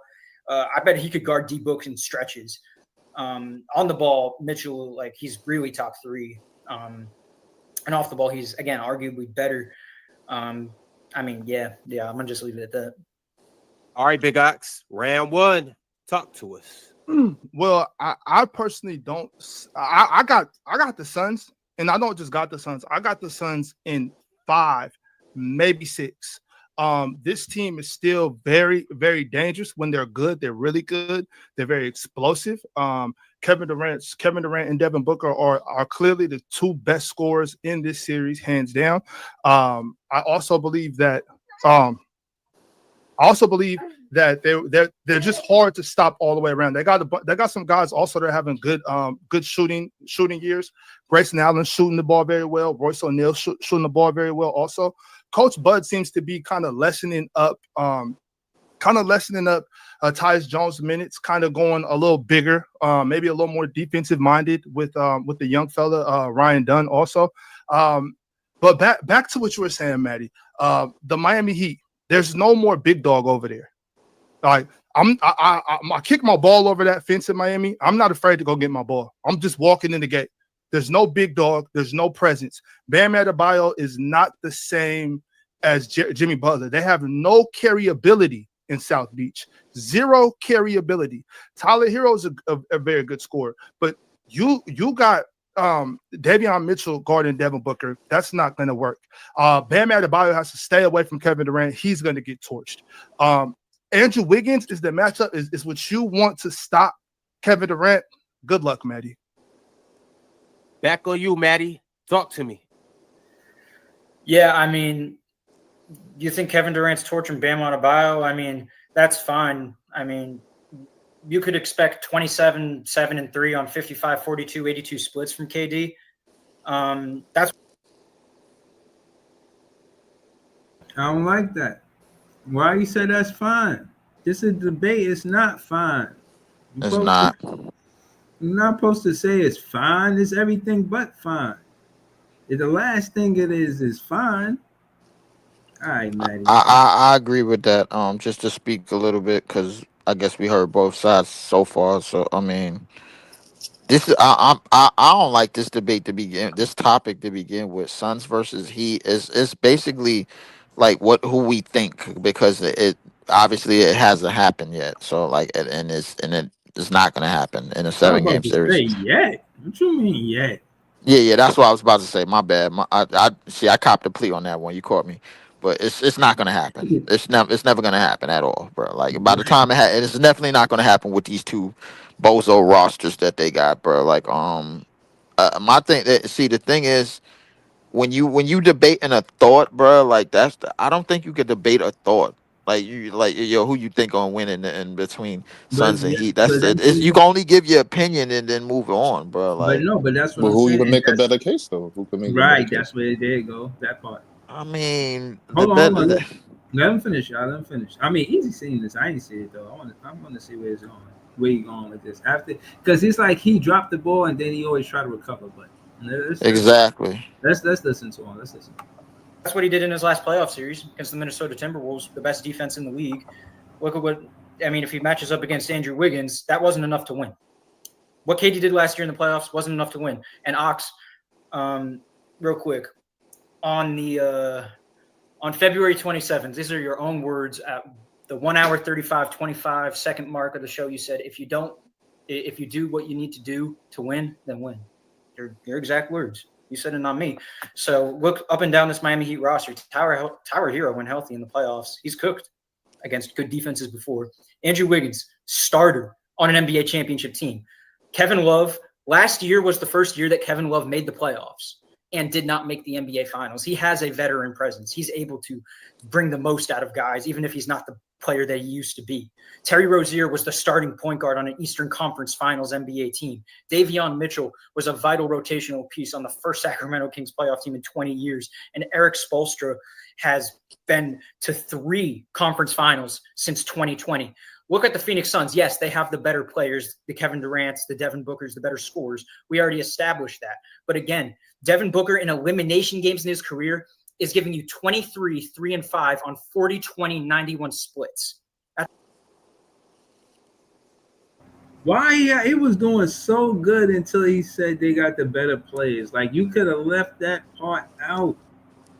You don't have to compliment those dudes, man. Not in a debate. The nigga leave a lot on the plate, and he keep. I don't know. I mean, man. Shout out to Player One. What up, Player One? Yeah, well, I give it to somebody. Said you Wally. Somebody said you Wally, man. Yo, Wally got burner accounts, man. That would be crazy. I ain't gonna lie. That would be even more crazy. Yo, Player One be in the chat for real heavy. Yeah, he be cooking. Well, Player One be cooking. So if that's Wally, yo, what? Like, they said Samba Wally. Then I said Samba, and then they said no, Player One. So hold on, real quick, What's happening? Real quick, you said Player One. Hold on, real quick, because all right. So where did you get this proof from that Samba is Wally? Where did you get it from?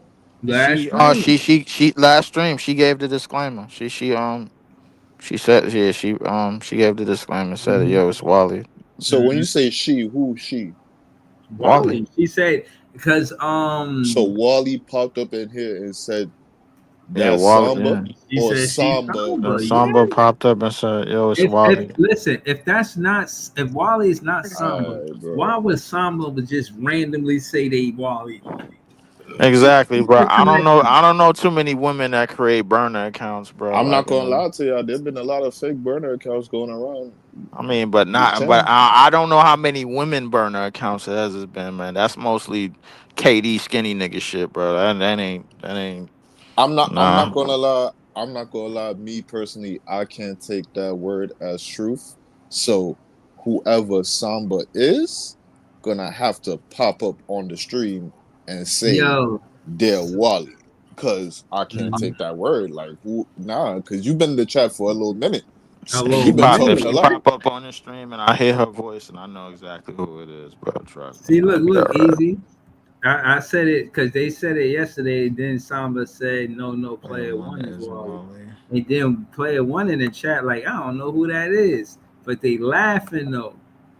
So I don't know, man. You know what I mean? Out here playing games, man. Come on, man. Everybody knows Leaf, man. Like, I ain't changing my name for shit. Man, y'all gotta stick to the script out here, man. Stop bullshitting. Leaf, that's you. No, it's the boogeyman. Hold on. Shout to Samba, shout to Wally. That's not one. Hopefully we can do some. Back to you, Big Ox. Wow, Maddie. First things first, pulling up receipts. Good job. But you're talking about Terry Rozier and Kevin Love in 2025. They're not bringing anything to the table, Maddie. Let's not waste time with that. All right.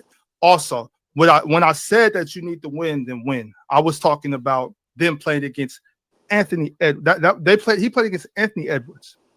Like, that's a big dog. I already told you last round. Miami has none of that. There is no big dog in Miami. Okay, there's no. So if Kevin Durant plays the same way he played in those playoffs, he absolutely washes this Miami team. You know, there's nobody that's gonna match that. Who over there is gonna match the type of production that you got from Anthony Edwards in last year's playoffs? Who's gonna play defense to the level of Jaden McDaniels? Not Andrew Wiggins. I mean, there's no way that you can see any correlation between that. That was a nice try, but these are two completely different basketball teams. All right. There's nothing they can do. Also, once again, I want to talk about the Phoenix Suns, their bench players. I've been really happy with the Bol minutes. Maybe we stepped those up a little bit. Bradley Beal is a better third option as a scorer than anything they have in Miami as far as scoring. I don't know who Jaime Jaquez or something. All the way around, there's too much firepower in on the Phoenix Suns. I'm gonna give both these teams the benefit of the doubt and say they're gonna be playing at their best. Miami is not as good. It's round 3, and y'all know what that means. Let's go. The time has started. This one's simple, Maddie. You don't got no big dogs over there. Yeah, it's my best player better than your best player. Why not? Kevin Durant was the biggest dog against Minnesota last year. What happened? He lost. He got swept. Was he? I don't know. Once again, you keep talking about Anthony Edwards. You keep talking about Anthony Edwards. I don't care about the gap between Edwards and Hero. He was the best player in that series, regardless. He's the best player in this series too. I don't see a difference. Right. But those two things aren't equal. You know what I'm saying? I could be the best player in middle school, but when I come over here to these high school open gyms, I'm getting cooked. So that's not the same equivalence at all. You keep bringing up a Minnesota Timberwolves team that went to the Western Conference Finals last year. I mean, I love Tyler Hero, but he is no Anthony Edwards. We just got to get off of that. There is no big dogs over there in Miami. You know who the big dog is? It's Eric Spoelstra. He's going to make every single possible adjustment to maximize this team's potential. With what personnel? This is a personnel issue. The same guy who locked up Jason Tatum in the NBA Finals. The same person who outplayed Kevin Durant the last time he played him, Andrew Wiggins. That's the personnel that he's Andrew Wiggins. Tyler Hero's taking 10 3-pointers a game this year. 5 of them are my crown fall off, man. What are you talking about? 5 of them are isolations. 5 of them are catch and shoots. He's utilizing Tyler Hero in so many different ways. He's able to make these adjustments that Mike Budenholzer has been failing to make throughout the entire year. There's stretches of the season where this defense, this bad Phoenix Suns defense, Ryan Dunn, Royce O'Neal, the only real redeemable, defenders that I would have. And those two guys right there, are locking up everything Andrew Wiggins got coming. So Andrew Wiggins' little scoring that he's supposed to be coming with, that's not happening. This is going to be all on Tyler Hero. Tyler Hero has to match the scoring of Devin Booker. Okay, but look, Tyler Hero has to match the scoring of Kevin Durant, Devin Booker, and 18 points a game from Bradley Beal. Not to mention 10 more points from Grayson Allen, another 10 from Royce O'Neal. Come on, they can't score with Phoenix. On top of that, this defense that you keep talking about can't slow down Phoenix. Once again, I'm giving both these teams the benefit of the doubt, assuming that both of them are healthy, both of them are playing at their best. Both of these teams at their best. That's been the story of the Phoenix Suns for the past years. Is when they get to their best, they've never done it so far. In the story with the Miami Heat all these past years has been Jimmy Butler. Jimmy Butler's in California, sunshine. Jimmy Butler is gone. They have nothing for Kevin Durant. You're talking about Andrew Wiggins. Andrew Wiggins is a chihuahua to a pit bull.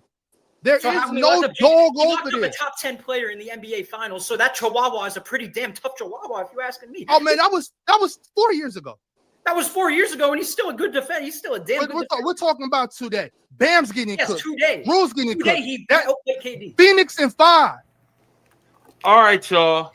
Shout out to all the big dogs. Shout out to little dogs. And shout out to dogs. No, in the debate, if the opponent calls your player a chihuahua, you cannot agree with him, bruh. I don't think Maddie came into this battle with enough fight back, bro. Like with enough me personally, bro. Like, sometimes you gotta make it your habit to shit on every portion of the person's topic and every portion of the person's player. I shit on players all the time. I mean, shit is fun, it's necessary, and it's useful, bro. Like, I mean, you gotta make it the point to do that, especially in the debate. It is not And necessary, bro. it is. It's very necessary. It's very necessary. And Yeah, in this predicament, we see how in this battle alone, we see how necessary it really is. Because if yo, you're not Easy shitting was on that right, player, bro. bro, then you propping him up, and then you basically already conceding. Like you were basically already bending the knee and waving a white flag to me. Because if you're not waving, if you're not shooting, bro, like, and then you do, then that means you're waving a white flag. It ain't no in between. Yo, Especially when when it comes to these debates, bro. Like when it comes right, to individual like Bobby, you gotta make it known, bro. Like you gotta basically say 80 ain't shit without saying 80 ain't shit. bro, I'm not giving it no soliloquy. He said, "Yeah, it's a pretty tough Chihuahua." Like I'm done, bro. Like I'm. If you're gonna say that, then I'm not even gonna. He's just gonna go to the next one, bro. 2-0, big hot. Real quick, he, like I said, he left a lot on the plate. He had a lot to work with the Miami Heat. He chose not to work with it. I feel like Ox could have curse stomped more on this shit, but he left a lot on the plate too. But it was good. I mean, like I said, went to Ox. Yeah, he was right. He was Dog correct. that we go see tomorrow that's gonna debate Chilltown. Ox, what dog is that? What are we talking about? Y'all just gotta pull up to see what kind of dog Mike the Champ is. But just know we got another big dog tomorrow. But here we go, y'all. might We watch got that. the third and last topic of the day. Oh man, Which get it team over with. is the biggest threat to stop the defending champ, Boston Celtics? Let's get into it, y'all. Maddie, you started last round, so Big Ox, or my bad, King Ox, you gonna start this round off. Kick us off. Okay, so we're talking about the defending champs, the Boston Celtics, and who do we have beating them? The one team I could think of to knock off the Celtics is none other than the Milwaukee Bucks. I'm going with the Milwaukee Bucks first and foremost because of something I discovered.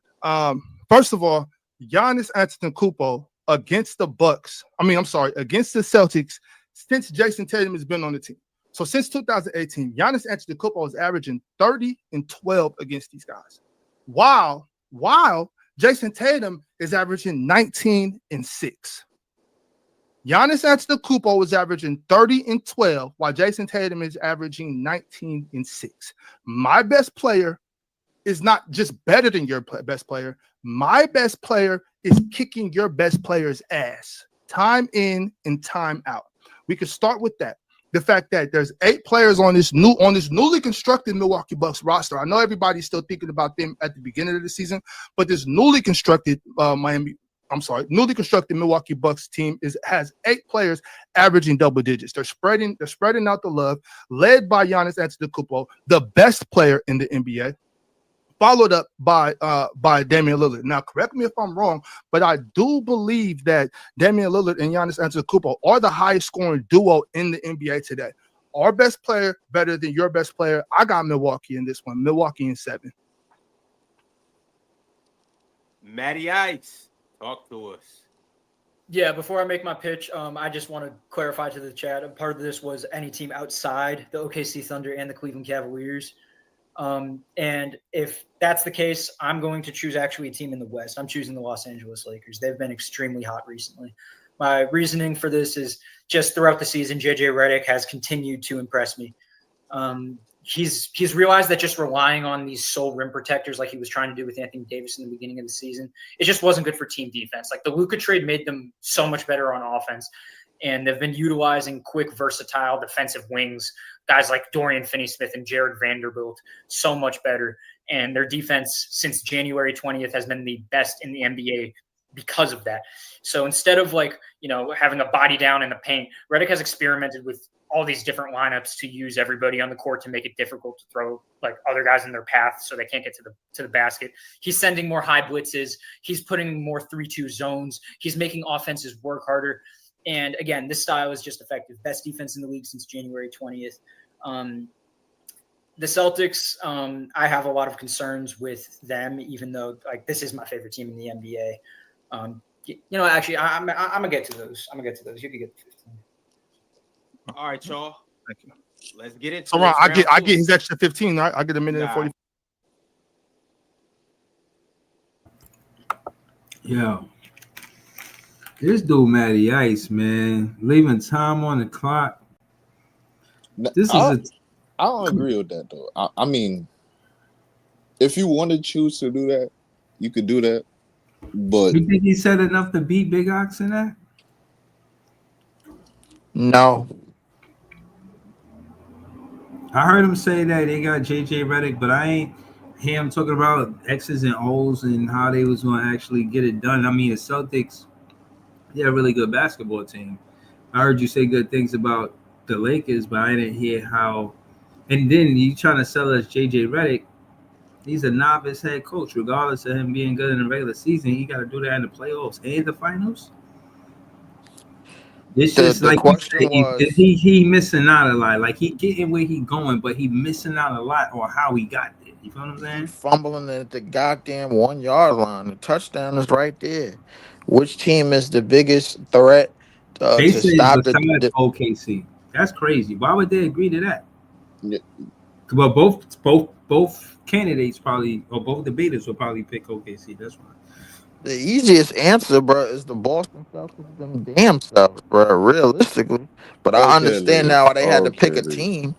They the only team that's the threat to themselves, bro. Realistically, like let's They be could be honest. they could be a threat to themselves, bro. But even with them being a threat to themselves, the Detroit Pistons can't fucking take them out in a 7 game series, even if Of they course not. fumble in the bag. So you can't just say that, my nigga. Because once you say that, I can just say no, bro. So no, bro, no, don't fumble the debate like that, bro. Please don't. I mean, All the right, debate so already got fumbled, man. Fuck it. right, Why don't so you fumble it some more? I right. mean, My I thing felt like is he had something going, but then like he just kept he on going concede too into much. He other concede too much things. for me, man. He too Like, much of a.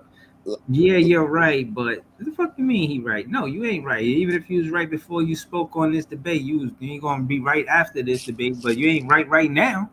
Shit, not in so the debate. You ain't. so one of the things I feel like you have to do in the debate, you have to force your opponent to clarify one of his statements. Make him waste time clarifying what he said. What you mean So by that? so you have to rebuttal him in such a way that it creates doubt in what he said. Because he could state a fact, and then Absolutely. you could bring up a precedent that happened, like something that happened in the past. Is that really a fact now? Mm-hmm. Break that down to the audience, because I don't know what the fuck you talking about. So Yeah. I felt like when you go second in a round, you have that opportunity to do that. And then, so if you don't choose to do that, cool. But if your argument is not flowing, you better have something in the back to fall back to. This nigga argument be so all over the place. It's just fucking me up. I'm like, yo, you had something, then you just went to something else, and then like the nigga gave you something to work with that he could rebuttal, so like he could just spend time on it, because like you're arguing all over the place, and you're not utilizing any of your tools, my nigga. Like, Yeah, come yo. on, son. I'm not gonna lie, man. I wonder if player one is Wally now, but I'm gonna edge that one to Big Ox.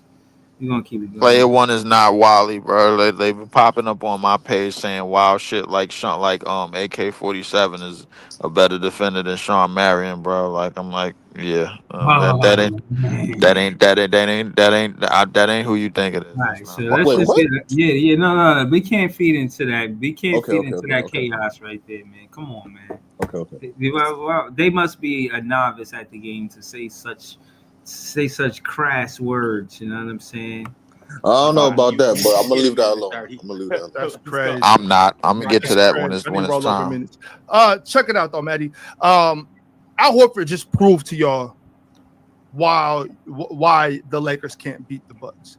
You know, that's already there. I don't think that you chose a good matchup, Maddie, just because I think I'm sorry. I think the Celtics. The Celtics. I think the Celtics have Luka Doncic's number. I think Jason Tatum and Jaylen Brown, I think they really get activated in the presence of Luka Doncic. And that's not no knock to Luka. I think Luka's amazing. I just think that the Celtics are ready for that. their defense, the Celtics defense is set up and poised for what JJ Redick is already bringing to the table. I like JJ Redick. I like the things that he brings to the table. He's very innovative. He's trying new things. He's throwing different looks at these guys. But just personnel wise, mano y mano, I think the Celtics got the Lakers number. Al Horford showed, locking down Luka Doncic in very, very crucial stretches of the game, taking the ball from Luka Doncic. I think Luka Doncic's lack of his loss of that burst, he's slowing down a bit. I think that's going to hinder them. He can't just get around Al Horford. He can't just abuse Jaylen Brown. He can't just abuse Jason Tatum. I think the Celtics have the answer for what LA is bringing, specifically with the Luka Doncic thing. I don't think the acquisition of Luka Doncic helps the Lakers beat the Celtics at all. Round 2, Matty Ice, talk to us. Yeah, I mean, the reason why I'm trusting the Lakers here over a team like the Milwaukee Bucks is because Doc Rivers is infamous for his bad rotations in the playoffs, not making adjustments. JJ Redick this entire season, even though he is a rookie head coach, has been making these adjustments that I've kind of been looking for in a good playoff head coach. The Celtics, my two main problems with them is, number one, they can't seem to hold a lead in the second half of games, and number two, the adjustments that they're making, they don't make any. To leave it plain and simple, I don't think Joe Mazzulla makes any adjustments. They just live and die by the three ball. You could just look at the past month. 24-point lead versus the Jazz 5 days ago. They only won by 6 points. 22-point lead versus the Lakers last week, 10-point win. 25-point lead versus the Blazers 10 days ago, 10-point win. 20-point lead versus the Nuggets 13 days ago, 7-point win. You get my drift. Like it's really just a common theme for this Celtics team. They have elite spacing, but again, they just live and die by this three-pointer. It worked last year, but this is the modern NBA. Teams are going to figure you out so much faster. The Celtics last year were the number one offense in the league and had a plus 7.9 relative offensive rating, which is the fourth highest in NBA history. And this year, they still have a top 4 offense in the NBA, but it's more towards the top 25-esque of the relative offensive ratings. Teams are starting to figure this team out. They're just letting the Celtics shoot as many threes as they want. All right, here we go, y'all. 3 minutes. Y'all know what to do. Let's make it happen. Who do the Celtics have more trouble stopping? Giannis or Luka? They're not stopping either of them. Right. Okay. And who has more carryability? They're not stopping either. I would say Luka Doncic in the playoffs has more carryability than Giannis. I would say Giannis. I mean, both these guys can fill it up. Both these guys can give you 30 points, 32, 34, 40 points. Both these guys can fill it up. But when you talk about carryability, that's a whole other thing. Carryability is all about the extra plays. It's all about the loose ball plays. It's all about being in the right spot. It's more than that. It's all intangibles. It's dirty work. It's much more important than just scoring the basketball. You can score 30 points and have zero carryability. Giannis doesn't have that problem. Giannis 20 feels like 30. You know what I'm saying? A Giannis 30 feels like 45. And even and I could say that about Luka Doncic too. On a bad shooting day, you can say it, but if you said it, you'll be wrong. Creating advantages for the other 4 guys on the court on his team. If Luka doesn't score more than 25 points, he's doing nothing for the Lakers. That's not true. He's the top 2 playmaker in the game, so he's affecting the game even that way when he's not having a good scoring night. That's Luka Doncic. If he's not just severely impacting the basketball game on this end of the court, there's nothing else he brings to the table. He always has an offensive impact though, so it's not like he's just a scorer. That's like saying that he's Jerry Stackhouse. This guy's an elite playmaker. I mean, respect Jerry Stackhouse.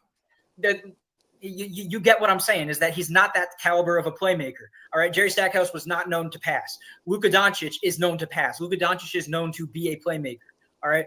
It's that type of stuff that you have that type of impact on the game, even when you have a bad scoring night. That's why guys like James Harden in the playoffs, no matter how bad of a scoring that they have, you're always going to have defenses respecting you, guarding you. So dependent on playmaking, it's still dependent on others to finish. When you're dependent on assists, dependent on playmaking, dependent on spoon feeding. I also in turn have to depend on Rui Hachimura hitting big shots. I have to depend on rookies Dalton Connect hitting big shots. When I can't be stopped on offense, when I can stand on defense, when I can stand on other things, intangibles, rebounding, defense, like Giannis Antetokounmpo has, that he can do that. I don't have to depend on my teammates. My teammates can depend on me. Giannis Antetokounmpo has carryability. You know That's why they have LeBron difference. Raymond James. LeBron Raymond James can take over a game at any given time. Look, Giannis against the Celtics, Giannis is winning 2, maybe 3 games on his own. With that being said, I just need Dame, Kuz, KP, Kevin Porter Jr., Brook Lopez. The same thing about Austin. I just need Austin Reeves might win triple double when he gets given the opportunity. Yes, but he doesn't. Austin Reeves does not have Giannis Antetokounmpo to win 3 games for him out of 4. Y'all keep going. Okay. Look. Hold on. We gotta stop. We gotta stop. As much as I would love to turn this into the panel and let you guys really go, we gotta abide by the rules. But y'all came and put up a hell of a debate. It's the reason why this was the last debate of the day. Hey, good work, Matty. Good work. Appreciate you. I appreciate you. Y'all got anything for the people on the way out? Drink water, not Powerade. Shout out to my boy Chris Alba in Boston. Yes, sir. Yes, sir. All right, fellas. Next Friday, you guys will know who.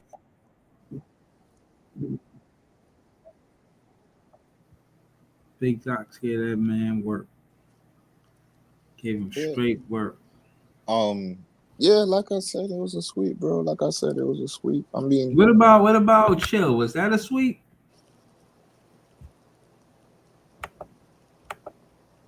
Word, it was competitive.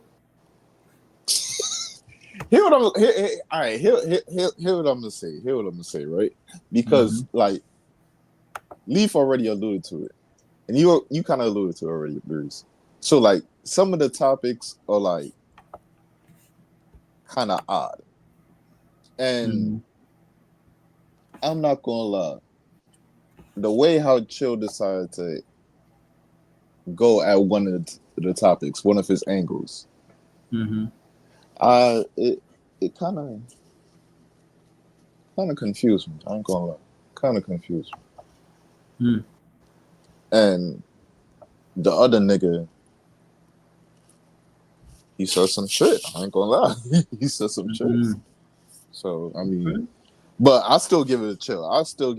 But I'm just saying, like, yeah. So like, hear what I'm saying, right? You could win, right?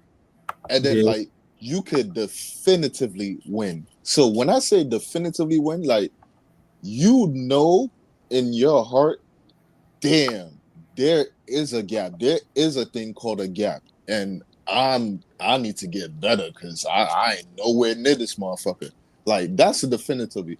When you win, you like, all right, man, I could have improved here, there, I could have did this or that, and maybe I have a different outcome. No. You gotta. So if a nigga pop up in the park and he got 100%, he want to go at him. You make sure you curve stomp that motherfucker. You curve stomp that motherfucker. So you know, like you could come at your best and you still ain't shit to me. And you gotta make it seem like I didn't even use like fucking 50% of my shit, nigga. So you gotta make sure, nigga, like, yeah, nigga, don't ever come with that bullshit, right? So you saying stomp a mud hole in his monkey. Chill Stomp left a some mud room. hole in a motherfucker. No, cause look, Breeze. Cause Breeze, the nigga said he coming to stomp a mud hole.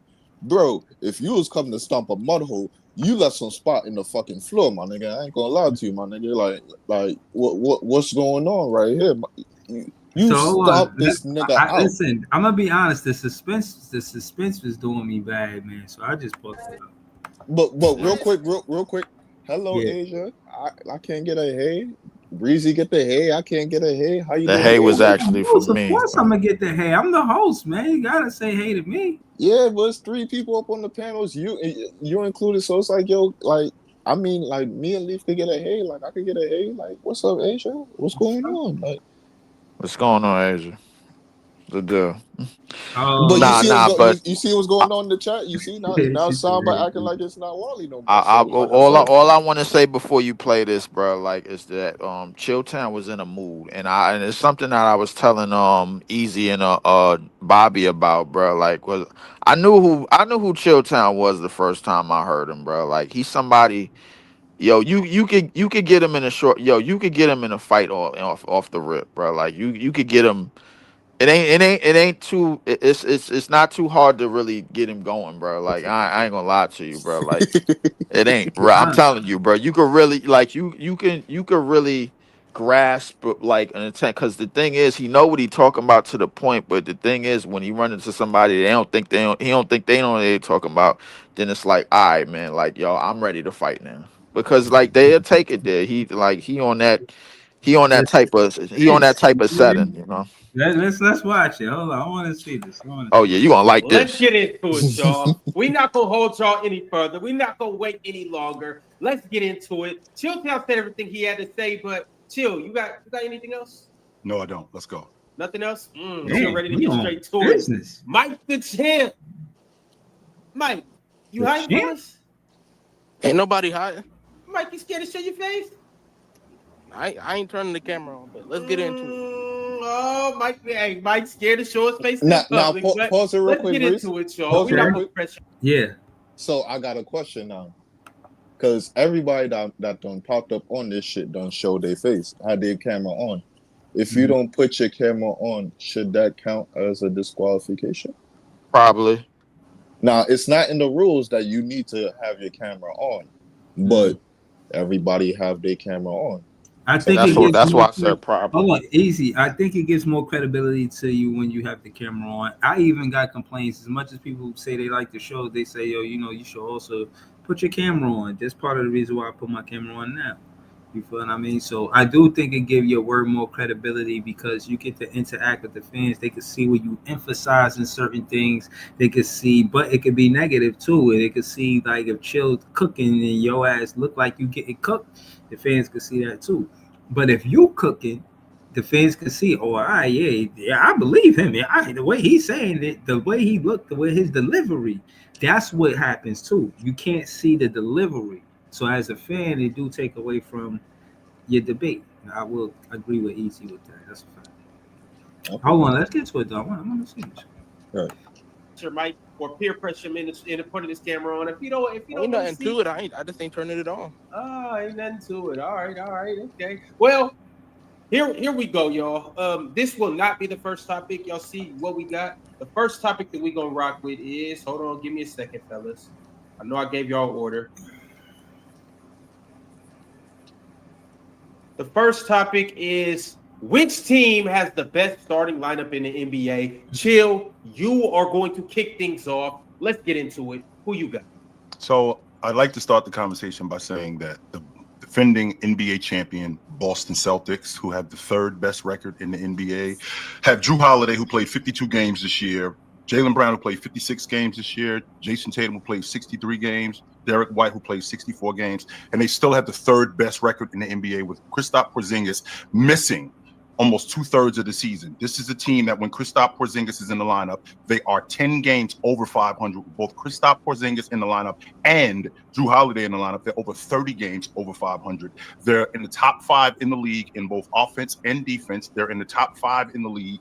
They're in the top 5 in the league in both offense and defense. Their defensive rating is in the top 5 in the league. I already said that. But with all of that being said, their offense is just so dynamic with Kristaps Porzingis in the lineup, because what he does is he gives them a different look. They are a long ball jump shooting team, and with Kristaps Porzingis in the lineup, he stretches the defense to make them so much better, so much more viable, which makes them the defending champions. They have not lost a playoff series with these 5 guys in the game. With these 5 guys in the game, they have not lost a playoff series, and I don't see them losing a playoff series with these 5 guys in the game. They still have they still at the top of the Eastern Conference are one of the best defenses in the game, with Drew Holiday as an all-league defender, with Derek White as an all-league defender. They still have the best small forward in the game in Jason Tatum. There isn't a team that has this collection of 5 guys who do this much overall. Mike, what you got to say in response to that? Round 1. When you look at the Cavaliers starting lineup with Darius Garland, Donovan Mitchell, Max Strus, Evan Mobley, Jared Allen, you mentioned the Celtics have the third best record in the league.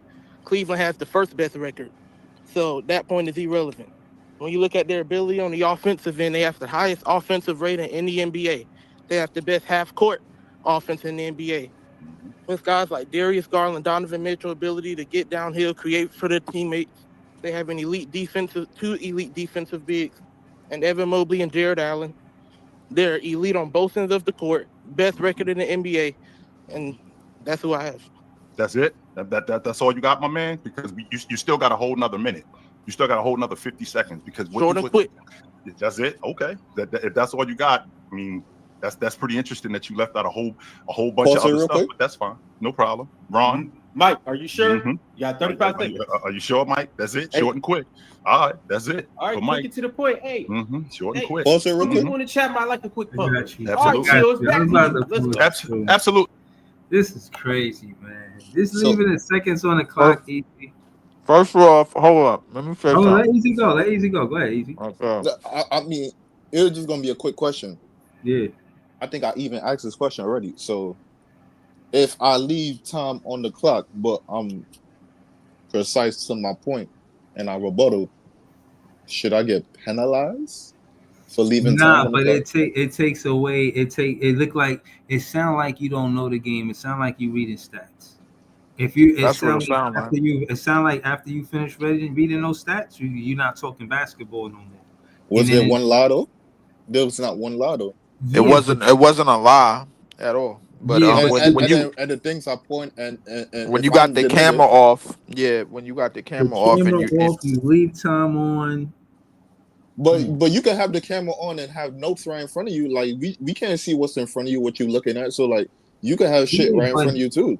But so you excuse that whole minute, 35 seconds or whatnot, or whatever he left on the clock? That's I wouldn't do that, Breeze. I wouldn't do that. But it's a debate, right? So if you want to hold that against him, that's cool. But let's just look at his debate, though. Look what he said. He rebutted Chill's points. He did. He didn't go in depth into all of what Chill was saying, but he rebutted Chill's point. And he said his point was irrelevant because they got they first in scoring. Yeah, you brought the third team. I'm bringing up the first team. So like, and then the first team, we already know what the first team is, but he didn't say all that. But he brought the first team, so he rebutted Chill's points, and at the same time made his point. He did. Maybe just being a fan of debating, I don't like the fact that he did that.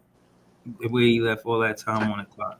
Now, if you want to hold that against him, that's cool. But then at that same point in time, some people will argue, well, are you really judging the debate because you're holding time against somebody, which is not in the rules. The rules is just make your points in the debate.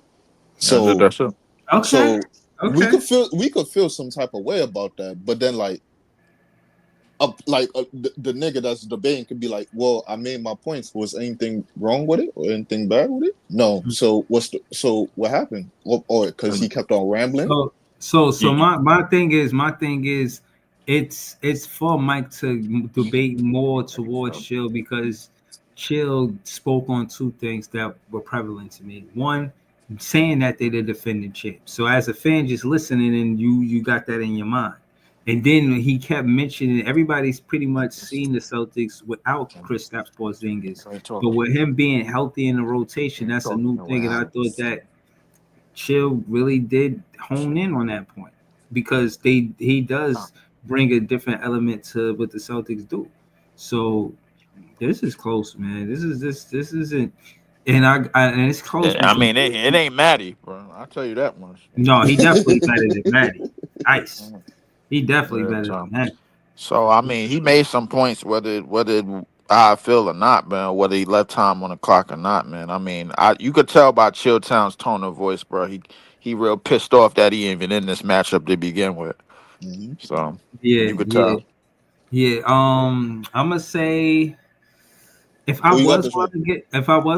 had to choose, I would say that I like Mike in this round because he counted Chill points. It's not like Chill said whatever he said, and then Mike said a bunch of something that had totally different to what Chill said. He actually debated Chill's content.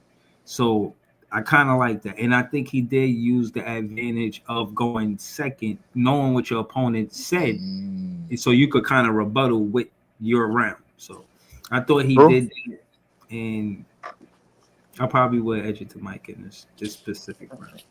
True. I give I gotta give Mike some credit. I mean, You going Mike too, Leaf? You going Mike too? I'm going Mike so far. I mean, cause So, I yeah, just that's wanna I think that for that little yeah. You know for what that else? little You know back what and else? forth. You, Yeah. you know what? You know what else too is that when he left that time on the clock, Chill seemed uneasy about it. If Chill just like, oh, get him up out of here, oh, he don't want that, or some shit like that, or said something that made me feel like, yo, you better say some more shit because I'm whooping your ass. Even if just Chill just started talking shit to him, I think when you I would have the probably second went that with you it. hit the pause button, you're gonna find out how serious Chill Town is, bro. I ain't gonna lie to Okay, you. I see. That's what I'm saying. Let me get it going. Let me get it going. Absolutely, brother. So if we want to get back to, like you just said, they got the best defense. Well, they don't have what the Boston Celtics have. The Boston Celtics have an all-league defender in Drew Holiday. The Cleveland Cavaliers, they have currently one all-league defender in Evan Mobley, 100%. Well, they got two of them in both Drew Holiday and Derek White. On top of that, they have two all-stars and an all-pro in both in Jason Tatum and an all-star in Jaylen Brown. And the wild card, who is none other than Kristaps Porzingis, who, by the way, they are 10 games over 500. I can't leave out the mention that they're 10 games over 500 with him in the lineup. The best on-ball perimeter defender that they have in Drew Holiday. They're over 30 games. They're over 25 games, over 500 with him in the lineup. And with all of this being said, I can't reiterate this point enough. With these five guys in the lineup, both Drew Holiday, Kristaps Porzingis, Jaylen Brown, Jason Tatum, and Derek White, they have not lost the playoff series. They are the defending NBA champions. These other teams are suspecting. These other teams are trying to do what the Boston Celtics have done. These other teams are trying to get to where the Boston Celtics have already been. These other teams are trying to do what the Boston Celtics have already done. They lead the league in threes. They are in the top 5 in the league in rebounding. All of this stuff leads up to them being the defending NBA champions. And because they're the defending NBA champions, with this collection of 5, there isn't another 5 in the league that's better than them right now. Mike the champ is back on you, and you have a minute and 30 seconds. I like Chill using the whole clock. I do. But we're gonna keep it going. To be correct, Mike. There you go. It's on you. Kristaps Porzingis is one of the biggest pieces of their starting lineup. And when you look at it, he's been hurt a lot. Last year, you keep bringing it up. You don't see him losing the playoff series. He barely played in the playoffs last year. When you look at Cleveland's starting lineup, they've all been more healthy than him. They've been more consistent on the court more. Al Horford has been in the starting lineup just as much as Kristaps Porzingis has. When you look at their consistency on both ends of the court, they're a more versatile offense. We've seen Boston get caught up shooting the three way too much. The Cleveland Cavaliers are more versatile. They have guys who can get downhill, create opportunities. They have two great rim finishing bigs in Evan Mobley and Jared Allen. Yes, they can Donovan Mitchell's one of the better ice one-on-one creators in the game. He can get a bucket on his own, get downhill, get to the free throw line. Yep. You have a three-point sniper in Max Strus. When you look at everything they have, their ability to run the pick and roll, get Evan Mobley in the short roll, utilize Jared Allen. When you look at everything they can do on both ends of the court, they are the best star lineup in the NBA.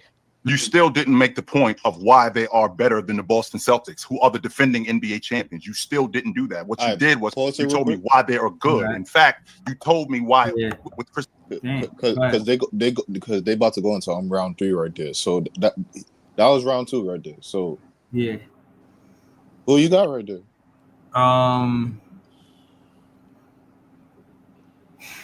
Bro, I got Chill, bro. I ain't nothing to think about. I think Chill got that one right there. And I think it's about to be this shit is about to look like Street Kings, man, when Terry Crews got lit up in the bodega. I ain't gonna lie to you, bro. Like, I don't know if y'all seen that movie, bro. Yeah, Like, man, you always referring some violent shit, man. because it's about to get violent, bro. It's gonna get very, very. This is gonna get very, very vicious. I will say Mike put up a fight in that second round, but Chill got him in that one. He got that one. What you think, Easy? I ain't gonna lie. I mean, Mike made some really good points. Yeah, no. Again, I like to hear the disagreement because I thought he did. I don't know if it was enough to beat Chill, but when he said that the whole consistency, one, I feel like the biggest thing he said is kind of like that took something out of what Chill said is Kristaps only played one playoff run because that's true. Kristaps was only there for one playoff. Like he wasn't there the entire playoffs. He didn't He win played six. 7 out of 16 games. But that's more than that's shy of half in the playoffs. Yeah. So And I don't even. I think they played more games than that. In the total, I think Boston played about. I want to say, damn, how many games did they I play? think it was a 16-2. I think it was a 16-2. They might have been 16-3. I don't know. It might have been 19 games, maybe 20. but you got them beaten chill that round. Easy, talk to us. What you seeing, bro? I mean, so one of the things that threw me off the beginning when Chill said they have one all league defender in Evan Mobley. I'm like, so we discounting Jared Allen? So like, As an all league defender, yeah, I mean, it's just based off the all league defenders that was on the all league team because we basing I it think off of that's what you who know. went Yeah, all league. Evan Mobley is probably going to make all league, but Drew Holiday and Derek White they have made all league. Even when they changed even when they changed it to a no position to positionless, they've made all league. So I mean, he got him on that point right there. The other point I thought he was going to make is that the starting lineup was still better even with Al Horford as a starter. So they basically Boston really got a starting six. I mean, if you really want to but keep Chill it didn't going. use that point though, Leaf. He kept on pertaining to No, he KP. didn't. So He didn't. when it comes to Mike, he counted the point where KP only played like what five, 6 or 7 games, yeah. 6 or 7 games in a playoff run, and he buffered that point by saying, "Yo, Al Horford played more minutes, if anything, more than KP." So that's a whole different started lineup we even talking about right here now. So like, and you know one thing that I didn't hear also is the head-to-head matchup. To say this team beat them in the regular season, like I thought it would I at think I least think it's be tied in the season matchup. So I I mean, want to if you say it's tied. Yeah. yeah. so like if you want to Cleveland use might. that point, if One you of want them to should use make. that point, that's cool. But I don't think that's a strong or good point. Me personally. Okay.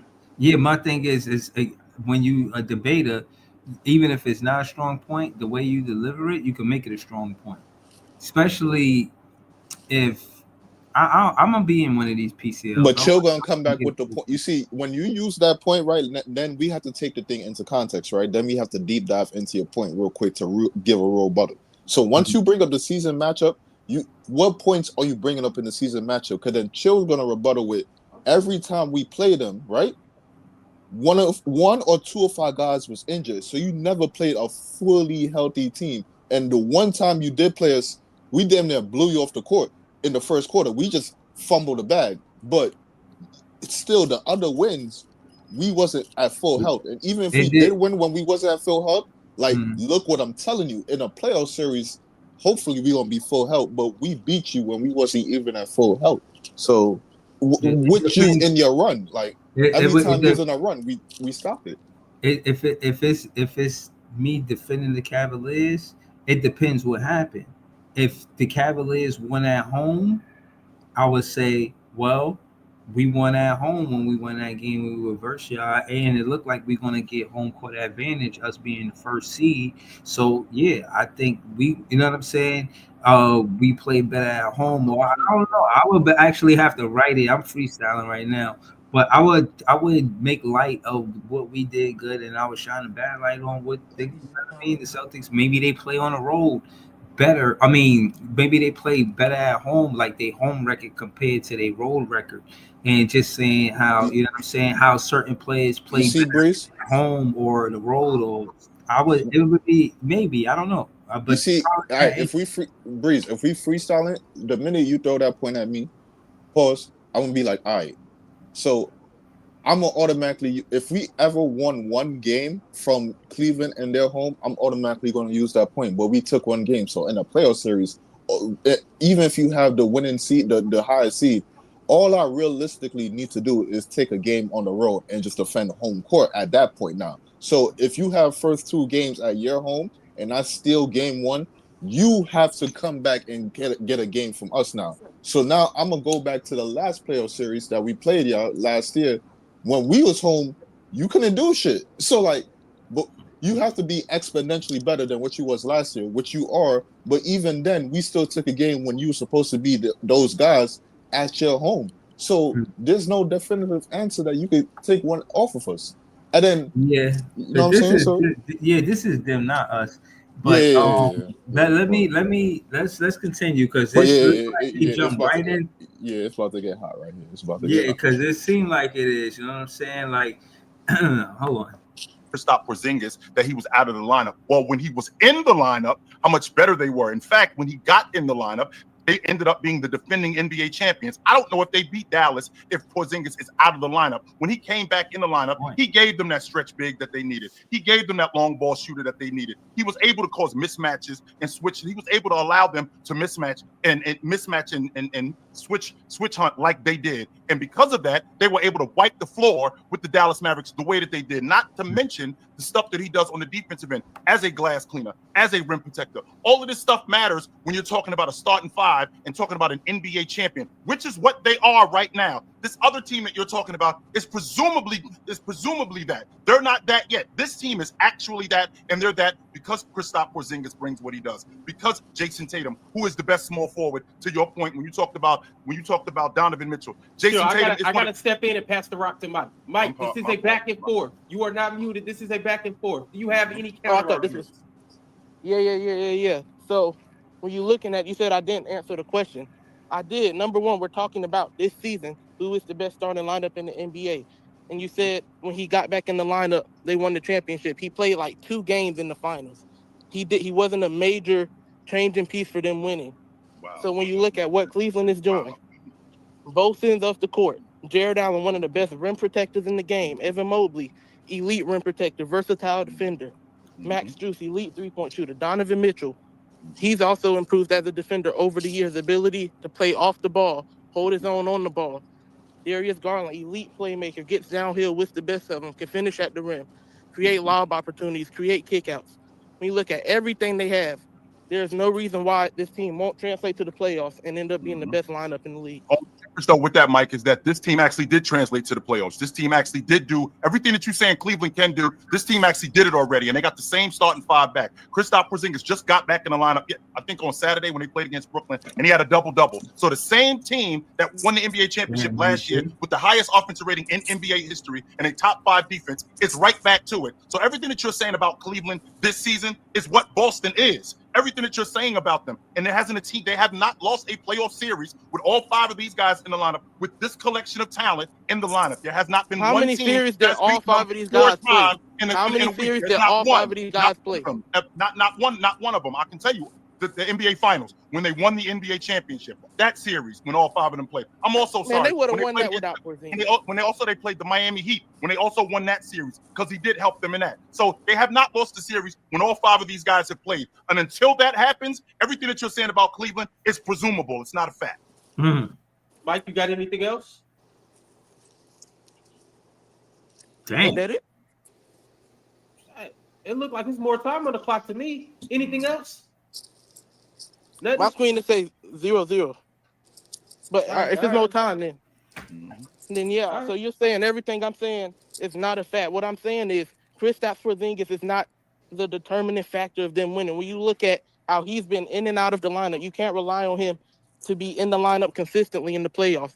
You can rely more heavily on Evan Mobley and Jared Allen to be there in the playoffs. When you look at everything they do, we've seen Donovan Mitchell. This is the same Jared Allen who missed last year in the playoffs too. Since you're on the subject of guys getting hurt, this is the same Jared Allen who didn't play in the series against the Boston Celtics, being more reliable. Really, is that what you're trying to sell to people? Guys being more consistent when he was out of the lineup last year. Yeah, but he was in the finals when they won the NBA championship to help them be the defending NBA champion. He was there then, but he played enough so they can win it. He played enough so they can win it. He barely played the first 3 rounds of the playoffs. He played enough so they can win the NBA championship. Way more How about that? Al Horford played way more than him in the playoffs and was a more consistent starter than Kristaps Porzingis. All right, y'all. That was a hell of a first topic. Boy. Everything that we all expected it to be. Chill right? third round. Well, as if that wasn't enough, let's Yeah. get to topic 2 because things get a little more interesting. They do? We got James Harden, Yep. who played with Tyrese Maxey last year. And then we got Tyrese Maxey, who is ultimately the better player. Chill, you started round 1. I did start round 1. This on So, Mike. Mike, you're going to kick off round 2, and you know what time it is. Your time starts when you do. When looking at James Harden versus Tyrese Maxey, you have to look at their skill set and how what they do impacts the game. James Harden, as an isolation player, to this day is still one of the best players in the league. His ability to create for himself off the dribble is still better than Maxey. If you don't believe it, the numbers back this up as well. He's in isolation 9 times a game, averages 1.3 points per possession in isolation. Maxey is in isolation 4 times a game and only averages 0.87 points per possession. When you look at James Harden as a playmaker, his ability to score causes havoc for the defense. When he gets down in the paint, defenses have to collapse. This opens up opportunities for his teammates, opens up lob opportunities for a guy like Zubac. His ability to floor raise is still on another level than Tyrese Maxey. With James Harden on the court, the Clippers have a net rating of +3, while with Maxey on the court, the Sixers have a net rating of -1.6. When you look at his ability to floor raise, he's most definitely better than Tyrese Maxey. Is that all you got, my man? So, not Mike, I'm sorry, Ron. It's interesting because 2 years ago, when I said that I was comfortable letting James Harden walk out the door because I wanted to give the ball to Tyrese Maxey, I got roasted for that. And I got roasted for that because people saw what James Harden was, not realizing almost everything that James Harden was elite at, Tyrese Maxey is that today. Let's start the conversation with the fact that Tyrese Maxey is 3rd amongst league guards in scoring. James Harden used to be that. Let's also start with the fact that he's in the top 10 in the league in scoring. James Harden used to be that. And Mike, you brought up isolation scoring. So James Harden is number 1 in the league in isolation. He is number 1 in the league. He plays, I believe, 30%, 35% in isolation to Tyrese Maxey's 16% in isolation. He turns the ball over way more. Not only does he turn the ball over way more, Tyrese Maxey turns over the ball way less at a 10% rate. And since we're on the subject of guys of his strengths, since we're on that subject, we're also talking about a guy who is great in transition because that's who Tyrese Maxey is. One, what James Harden used to be. He averages more points per game in transition than James Harden. That's why James Harden used to be awesome. Not only that, we're also talking about a pick and dive guy. James Harden used to be awesome in pick and dive. Tyrese Maxey is much better in pick and dive today, and he's much better in pick and dive today. He's much better in transition. I'll give you the isolation because he plays more, but he also turns the ball over more. Because he turns the ball over more, that makes him less effective. Why? Because Tyrese Maxey is much more efficient. This is a guy who has a 6-to-2 turnover ratio. That's 3-to-1, my man. 3-to-1. Mike is back. My bad. Mike the champ is back on you round 2. Talk to us. So with James Harden on the court, they're +3. With him off the court, they're -11 point differential. Hold on, what y'all thought about round 1? I think Chill is still ticked off that he's in this battle to begin with. You can hear it, bro. But the points is even more home because he even said before the battle, and they quoted it on a short video. He's like, "I'm gonna fucking murder this dude." Damn. That was his words, bro. Like, and all in Pete, he said, "I'm gonna fucking destroy this dude." Leaf bro. is paraphrasing. I'm kind of paraphrasing a little bit, but the exact words, "I'm gonna fucking destroy this dude." Right. That's what it was. So I mean, he definitely paid the points home. About the last round, you can't I say thought that I ain't gonna on the lie. internet, bro. You can't say that. My bad. My bad. I thought Mike won round 1 in that Cavs whatchamacallit debate. I ain't gonna lie to you.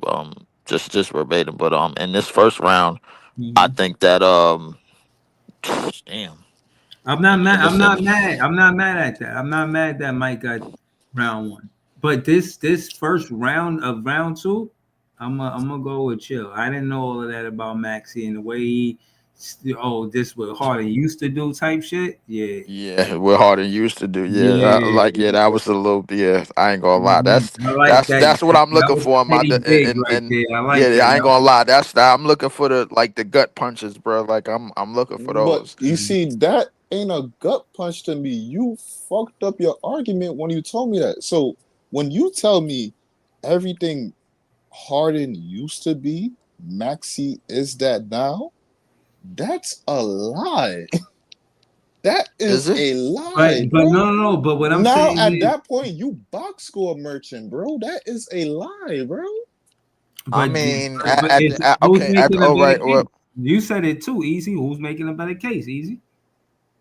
so I'm gonna go on and say that in terms of the scoring and the playmaking overall, I think that And the James Harden rebounding. in the Why, rebound. why Well, the we throwing in the rebounding he didn't wing? bring up. He didn't bring up. He didn't bring up the I When rebounding. want to you But see. I want say to see if he everything, rebuttal the turnover thing too, because I didn't hear him no, rebuttal no, that. I'm talking about in terms of what Mike brought up. Easy like that's what I'm saying. But like when Chill say everything Harden used to be, Maxey is that now. yeah, Like I said, that's not that 100%. is a That's not lie. even half the No, half but percentage of the truth. what I'm saying is, without Mike rebuttaling, that's a lie. You because when you talk about if Mike is smart, he going, what you mean everything he used to be? Harden averaged X amount of points when he was on top on Houston. This and that. You could go at him like that. If he don't rebuttal like that, then Chill got him because now he's not rebuttaling Chill. He's just listening to Chill. You see what I'm saying? I mean, that's true, but at the same time, you're making your point to us as an audience because we're judging it too. So like, Mhm. even though you're going at his points, you talking to us at the same time. So you can't be telling us false information. That's like me telling you Tony Allen is the best defender of all time. You could feel that way, but that's a lie, bro. What the fuck you talking about, bro? No, bro, hell no. So Mike, it's up to That's not part of the debate. You just threw that in there. You know what I'm saying? right, So but like Mike, when you he gotta capitalize off of that. He has to. He no, has to. he could capitalize off it, but when you say that, and then you see he kept on going into that point. So like when you say, okay, Maxey is a top 3 in scoring and guards. Okay, Harden what didn't he lead the league in points 1 year? So like what? Let's see. Let's see. Let me, because I didn't see this. I want to see what Mike does after that. Because, like you said, he's leaving a lot on the table. So let's see what he do. Chill, open the door, That but is a let's go. huge gap when you're talking about the impact of one player. With Tyrese Maxey, they're not even winning the minutes with him on the court. James Harden, as a floor raiser, has always been better than Tyrese Maxey. His ability to score, you brought up scoring. James Harden, to this day, still creates an isolation better. Tyrese Maxey, at best, has him in transition scoring. That's it.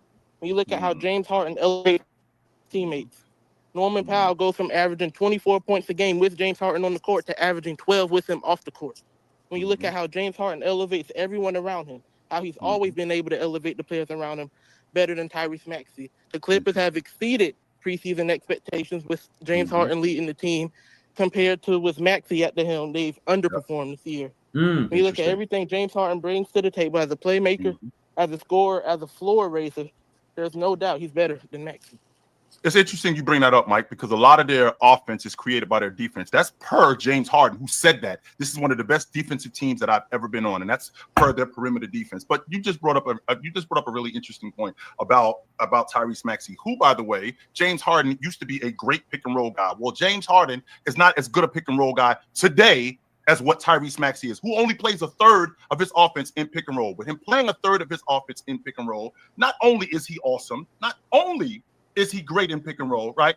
We saw that as evidence when they played against the Boston Celtics because he on Christmas, because he's so good at mismatch hunting and he's so good at getting downhill and getting to the rim and finishing, which would explain the 33-12 and only 3 turnovers that he has. So since we're on the subject of efficiency, and let's get back to him. Let's get back to Tyrese Maxey in transition because we're talking about a guy who also has a 53% conversion rate in transition. That's because of the athleticism that he has. So now what I have from you, Mike, and I am challenging you right here on PC to tell me why you're taking the guy who's 12 years older, who's less efficient, who doesn't take care of the basketball nearly as much. Not only does he not take care of the basketball nearly as much, he doesn't score it as much. Why are you taking that guy over the guy who's 12 years younger, more efficient, better in the pick and roll, better in transition, and everything, not some things, everything that you used to do in transition, everything that you used to do in the pick and roll, he's better than you at that. Why are you taking the guy that's 12 years older than him as opposed to taking the younger guy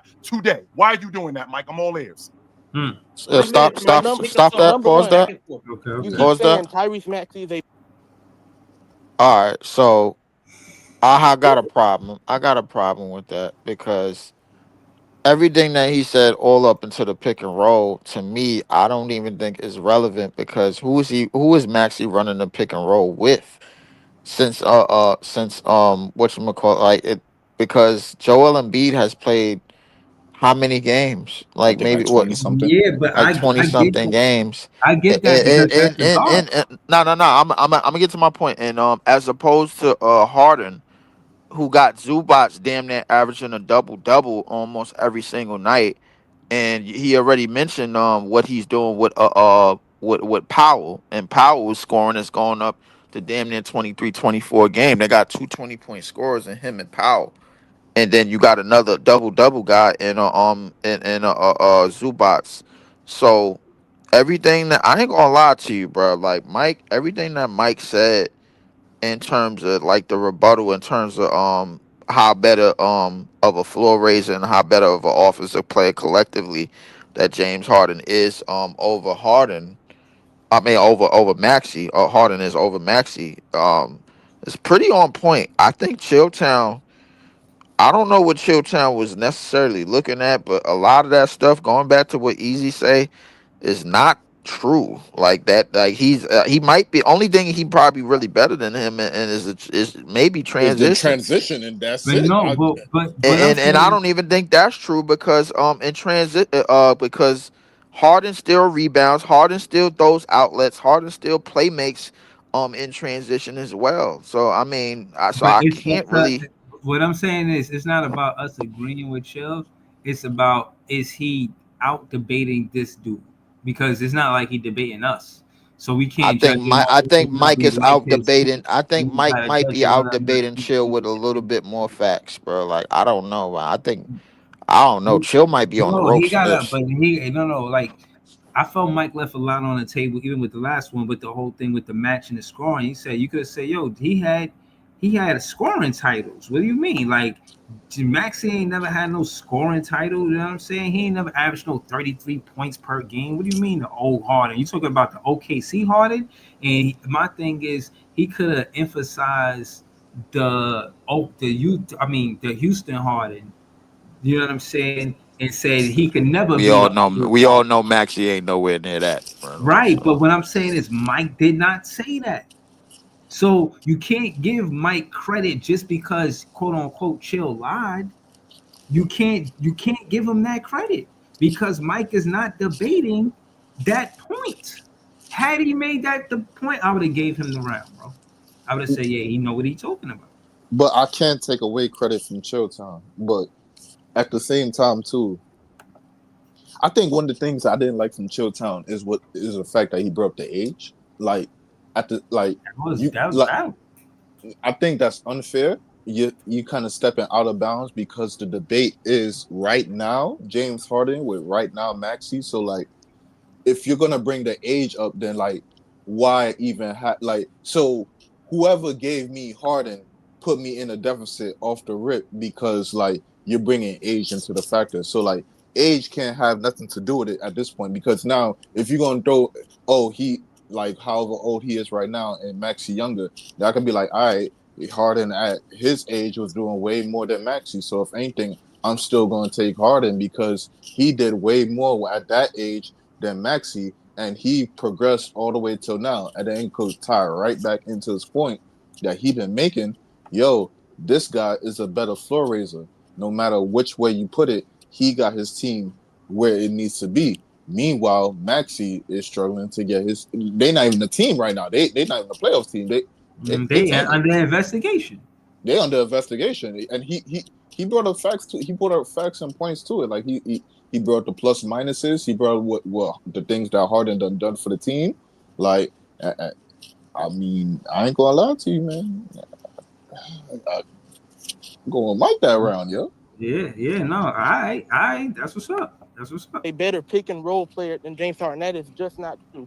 Hmm. James Harden is a far better pick and roll player. His ability to score causes more havoc for the defense when he gets inside the paint. As you can see, when he's throwing lobs to guys like Zubac, getting kickouts to guys in the corner, there's no way you're gonna sit there and say Tyrese Maxey is a better pick and roll player than James Harden. When you look and you said, why am I taking a guy? I'm talking about the player who's better right now, not who I'm taking for the future. So today, we're talking about the player that's who's what we're talking 12 years about. younger. We're talking about So who's today. just a better player right now? James Harden has a floor rate, but his ability to operate the pick and roll, make for his teammaits. He's better than Tyrese Maxey, and that's a fact.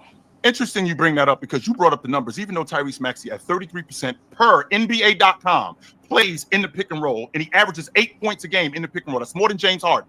That's 100% more than James Harden. When you just brought up numbers, not only does he average more in the pick and not only does he average more, he turns the ball over at a less rate than James Harden does in the pick and roll. Per NBA.com. That's not my opinion. That's a fact. These are the numbers. 100% they are. Well, this is what you're trying to sell everybody. You're trying to sell everybody that James Harden is impacting the game more, leaving out the fact of how good of a perimeter defense that he's on, since he's the one who said that, not anybody else. He's the one who said the defense is a major part, but offensively, they fall off a cliff when he's not on the court. But like I said, you say that because they do the same. With James Harden on the court, the guy that everyone praises, Norman Powell, averages 24 points. With James Harden off the court, that cuts in half to 12. So when you're talking about all these other players they have, yes, they have a great defense. But when you look at the other offensive options, they would fall off a cliff if James Harden wasn't on the team. You know that, and I know that. Well, I don't know that. In fact, what I do know is I know what the numbers tell me, and I know what Tyrese Maxey has shown me. I know that. I just gave you the numbers. I just gave you the numbers. What I am sorting. What I am citing. I am citing these facts per NBA.com. Per basketballreference.com. This is where I'm getting my information from. And all of the information that I've got tells me that Tyrese Maxey is better than James Harden today. He's not better than him 3 years ago. He's not better than him 5 years ago. He's better than him today. He's better than him in the pick and roll. He's better than him in transition. He's better than him. Tyrese Maxey is a better pick and roll player than James Harden. He's better than him in 100. He's better than him in pick and roll. He's better than him in transition. So who's a better playmaker? James Harden. Well, I'll definitely say it's Tyrese Maxey because I don't just think about playmaker. I don't say that. I don't see you only look at playmaking. You only look at playmaking on one side of the basketball. I don't. James Harden is slower foot today. Tyrese Maxey competes way more on the defensive end and makes plays on the defensive end way more than James Harden does. Way more than James Harden. Way more than James Harden does. James Harden 100% is getting staged on defense by the other guys. No, he has not. He's been a part of a team that's why that one team of the is better as good as they are. But that's why they're good as they are they on both defense. average around the same amount of steals. He is not just playmaking on the defensive end way better than James Harden. That's just not true. All right, fellas. Hell of a topic too. We will be moving on. I don't know, man. That whole him bringing up Zubac and the kind of debunking that whole pick and roll. I'm gonna keep it real.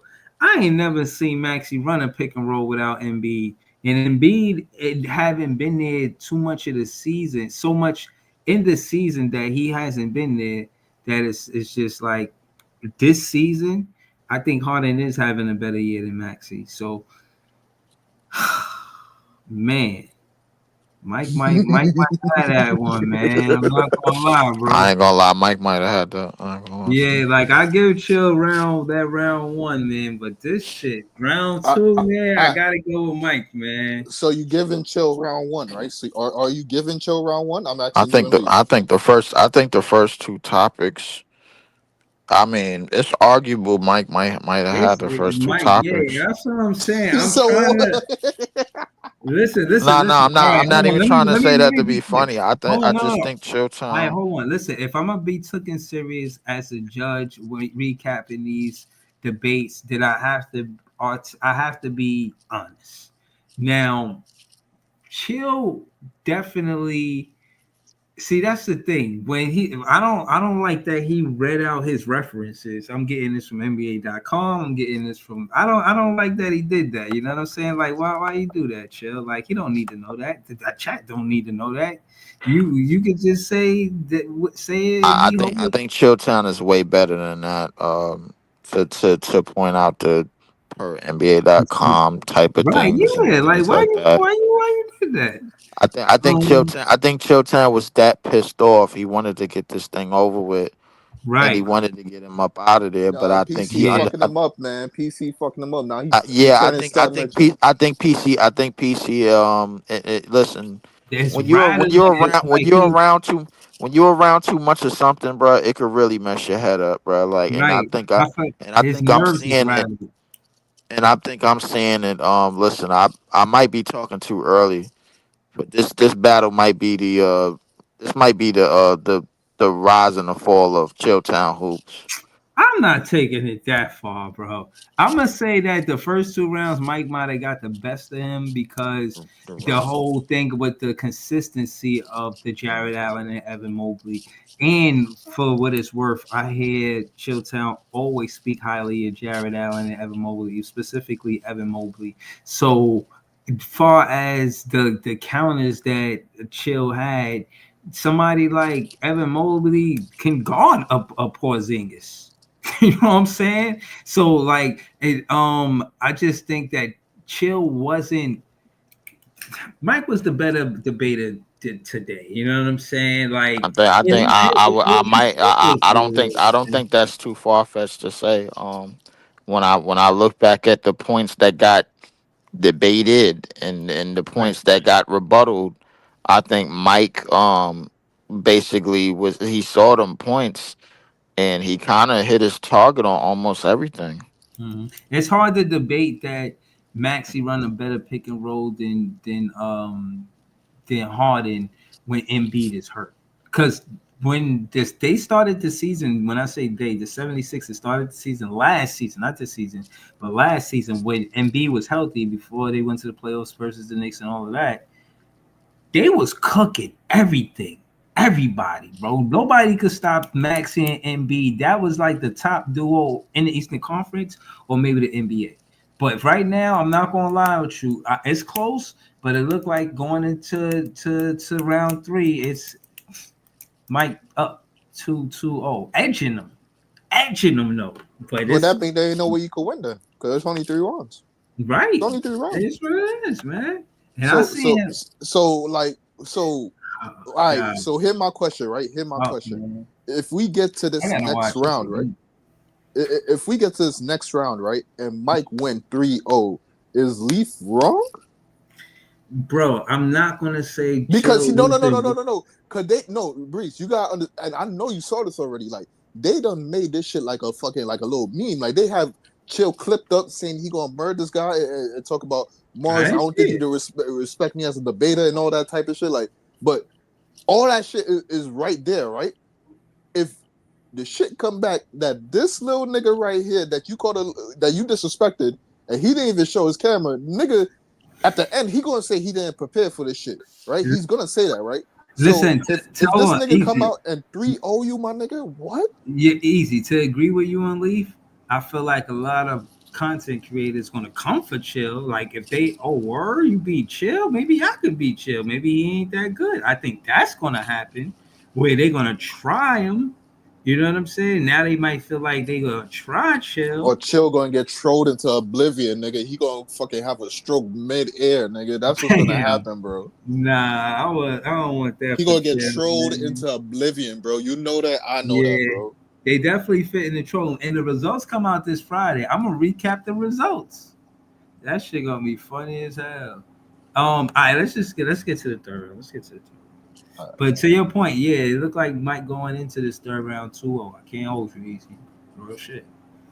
On Close. to Really topic close, 3. but still 2-0. In the meantime, y'all already know the drill. Like the video, subscribe, and let's keep it pushing. This shit close, man. Topic 3, this is what we're It looking at, is. y'all. It's And very once close. again, I mentioned this last round or last debate. I'm gonna mention it this debate.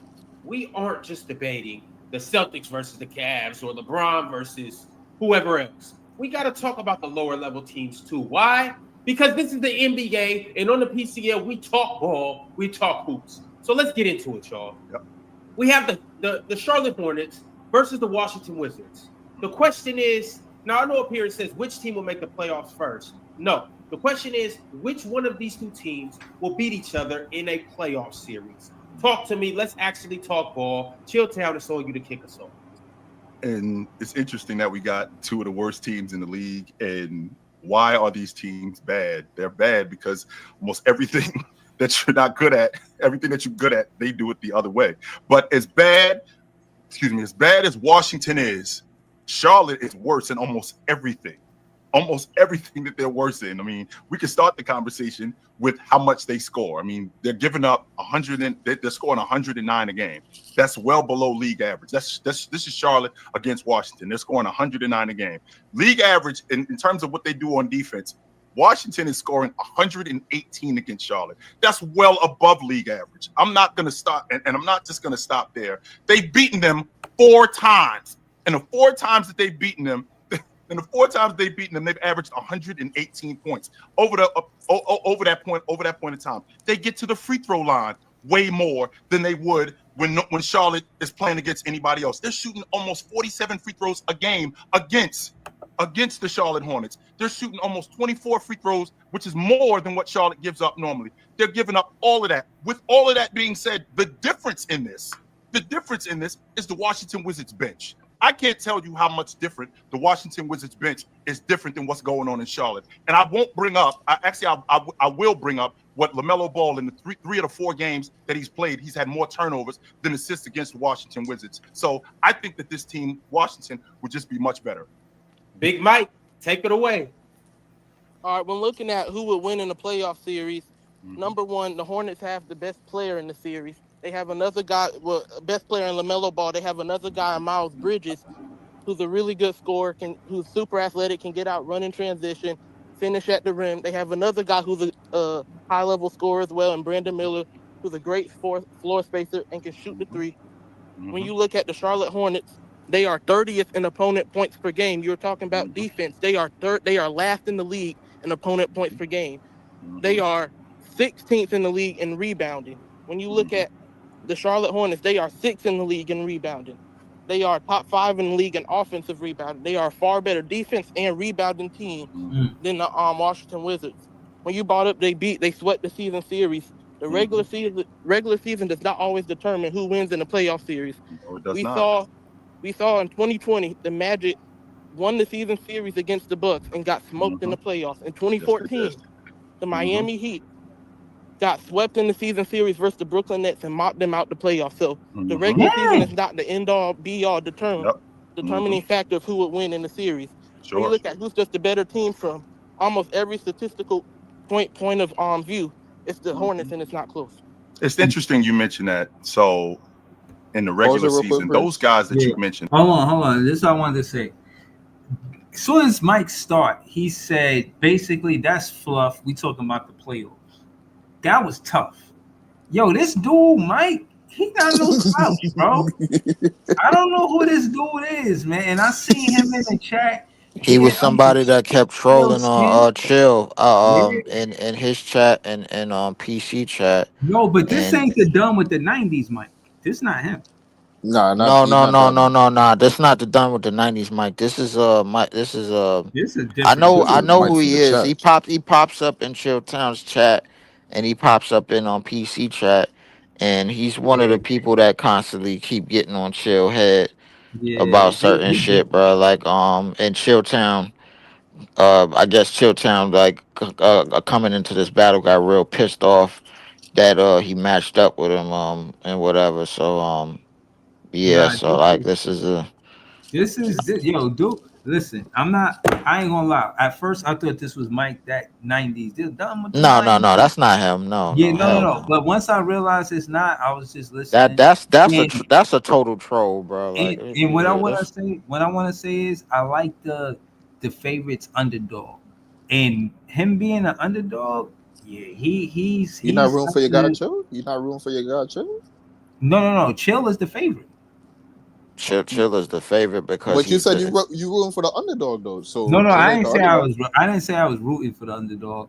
I'm saying that the only reason why Chill is the favorite because he do this for a living, bro. Like, right, but still, that's the point. That's the point. So, but what I'm saying is, I didn't know that this dude was gonna be this good. Like, I'm not gonna lie, I never seen Chill have a hard time with nobody besides this dude. I seen him give many fans work. Many a times. And I seen Chill yelling at this dude in the chat one time and that, and I just thought, another dude trolling Chill, like another day at the office for Chill. You know what I mean? But he's a thorn in his side. Listen, What? I fuck with Chill heavy, my nigga. One of the reasons why I got introduced to PC. But there have been some niggas that gave Chill that work, my nigga. Gave him that work, and if he didn't believe he got that work, the work proved out later on. He had to come back and apologize and admit some things. Yeah, Now, I will definitely say that it has definitely been some people that have that have gave Chilltown a run for this money, bro. Like it nah, if it gave him doesn't get that work, proven on bro. if it doesn't get proven on any skill, it get proven on PC, and this is the time to really prove it. And I think Mike, whoever this dude is, He putting belt um, to ass right now, bro. But I mean, Yeah. I ain't gonna lie, I'm gonna chill. be respectful. I'm gonna be respectful and say this is close, but I mean, This is It, yeah. Listen, it's it's not. it, Listen, Chill is saying a lot of good stuff, but I just think that Mike is taking full advantage of going second. He's hearing everything Chill got to say, even when and he he's went first, he having was doing his thing. yeah, he was, but I think I give him more the advantage, or Mike more the advantage when he's rebuttaling Chill, because he gets to Chill major point right away. No, no, Soon no. as it You like his rebuttals because he already went first in one round. Chill came back and said his shit, and he came back and rebutted his shit. You like his rebuttals because he don't play around with his rebuttals. He nah, attack your fucking point, yeah, bro. Like I yeah. said, Chill is opening the door for shit. So here's my thing, right? And this is why I said this is why I I'm started gonna off get with, to the right? video after this. When you say you're going to definitively win, I'm going to annihilate this dude. Mhm. Okay, so when you decide to step out like that, I need to see a murder. I need to see you on point. This not no murder. nah, it's not no murder. This a It's dog not. fight. This is a If anything, this is definitely, bro, like a drag out type of they match, bro. Like this, for sure. this I is like they trying to my thing with separate them. Chilltown is like And they I feel still like a lot of times he like because he's battling somebody from the chat just off the rip, bro. Like he's battling He somebody that underestimated always, him. yeah, he underestimated him because he's used to so many people trolling him in the chat. Yeah. I'm He's not gonna lie. always accustomed I to that. underestimated him. I'm not gonna. I underestimated this dude, Mike. I I think just felt I like he listen. I was think a gonna lot do. of people Never did going in. underestimate your comp. You hear what I'm telling you? Never underestimate your comp. If you get into a My fight with fault, Mike. somebody, or you just gonna put your hands down, and be like, yeah, he can't hit me. Nah, Nah, nigga, nah, nah, you nah. never No. underestimate nobody, bro. There's Yeah, a I know. lot of I think people that's in what the chat that Chilltown knows got better. caught up doing. I think It's okay he for me to do it, but not Chill. I think I, as a fan, can. It don't cost me nothing because I'm yeah, just it sitting don't, here yeah, because recapping it. I'm But just looking at I'm just looking at this from afar. So I yeah, mean, You but say Chill that on the now, but if other this hand, nigga, but you say that now, but if this nigga and 10 other niggas go make a video of you and keep on posting that shit all over the net about how this nigga get cooked and then go viral, now that shit might cost you now. Maybe for the better, maybe for the I worse. mean, listen, if listen, it was me, I don't know. but I'm cautious. See, the thing is, I don't think people realize the type of wisdom and pedigree that I work with, bro. Like, I don't get into these simply because a lot of these shits, bro, like basically bit for bit, mostly opinionated to me. If I want to get into a battle, I would already. Trust me. Like it a lot of this shit ain't really up for debate, bro. All right, so To hold on. like at least to Let's me. again. I like talking basketball, not only talking but listening to it. We're just gonna get to the end of this third round. Yeah. Let's see what they got going. And the Miami Heat in 2014, they ended up in the NBA Finals. The Miami Heat are a far cry from the Charlotte Hornets. The Miami Heat are a far cry from the Washington Wizards. Way different than those two teams, right? You talked about the playoffs with both the Brooklyn Nets, I believe you said the Miami Heat. Those teams are a far cry, much more disciplined than these two teams. We're talking about two of the worst teams in the game. We're talking about, you just said, the best player in the series in LaMelo Ball. This is the same guy who's got more turnovers than he's got assists against this Washington Wizards team. That's number one. Number two, they're a turnover machine as a group. One of the main problems with this team in terms of Charlotte is they turn the ball over in the second and third quarter the most. This is the same team who I'm trying to create momentum going into the half, and I'm trying to create momentum coming out of the half. That's when they turn the basketball over the most. But I have to bring up more than anything that their bench absolutely destroys Charlotte's bench. They're averaging 47 a game on average against the Charlotte Hornets. Their bench. Corey Kispert is averaging 17 a game off the bench against this team. Not only is he doing work, we also got guys like Alex Saw, who is a starter, who's shooting the basketball, stretching the defense the way he stretches the defense. I believe he shot 50% twice against them in the 3 games that he's played. So you couple in how bad LaMelo Ball has played in 3 of the 4 games that they've played in, how bad these guys turn the basketball over, and on top of that, with the crew that Washington has today, how much more discipline there is. I'm taking the Washington Wizards. Come on, Mike. Talk to me. Hold on. I thought that was good, but I didn't. It's an irrelevant point because of the question. The question is which team will win a playoff series first, not versus each other, but just a series. But the point that Chill made about the bench points, yeah, playoff teams win because of their bench. So I think it mean like against each other. I think it's like head to head. I think it's that wasn't a head to head question. It says which team will win a playoff series first. It wasn't head to head. Right. The point that the bench averaging 47 points is tough, but that's just versus the Wizards though. So if we all right, so okay, all right. If we're doing that, then Chill lows, because he's making the debate about head to head. I know. Hold on, it's just a possibility. Yeah, he might have lost this. But at the same time too, though, like Mike doing the same thing. Hold on, let's see what Mike. It's Mike go right now. Let's see. To us. All right, so you brought up the bench. That I think that's unrealistic to think that all of those players are going to just go crazy an entire series against the Charlotte Hornets. When you look at LaMelo Ball, Miles Bridges, Brandon Miller, they have a guys who can space the floor. They have a dynamic guy, Miles Bridges, who can run the floor, be athletic in the paint, finish through contact. They have floor space, and they have a guy like Seth Curry who can space the floor. Now, while the Wizards bench may be better, I still think that's just unrealistic to ask those players to do that for an entire series. When you look at the Washington Wizards, who don't rebound, who are last in the league in opponent points per game, going up against Miles Bridges, Brandon Miller, and LaMelo Ball. Yep. LaMelo Ball's ability to playmate, see guys in transition, get the break started. Yep. Miles Bridges' ability to run the floor. Brandon Miller getting out in transition. The Washington Wizards will have a much harder time stopping the Hornets than the Hornets will have stopping them. When you look at every statistical category, this is just a fact.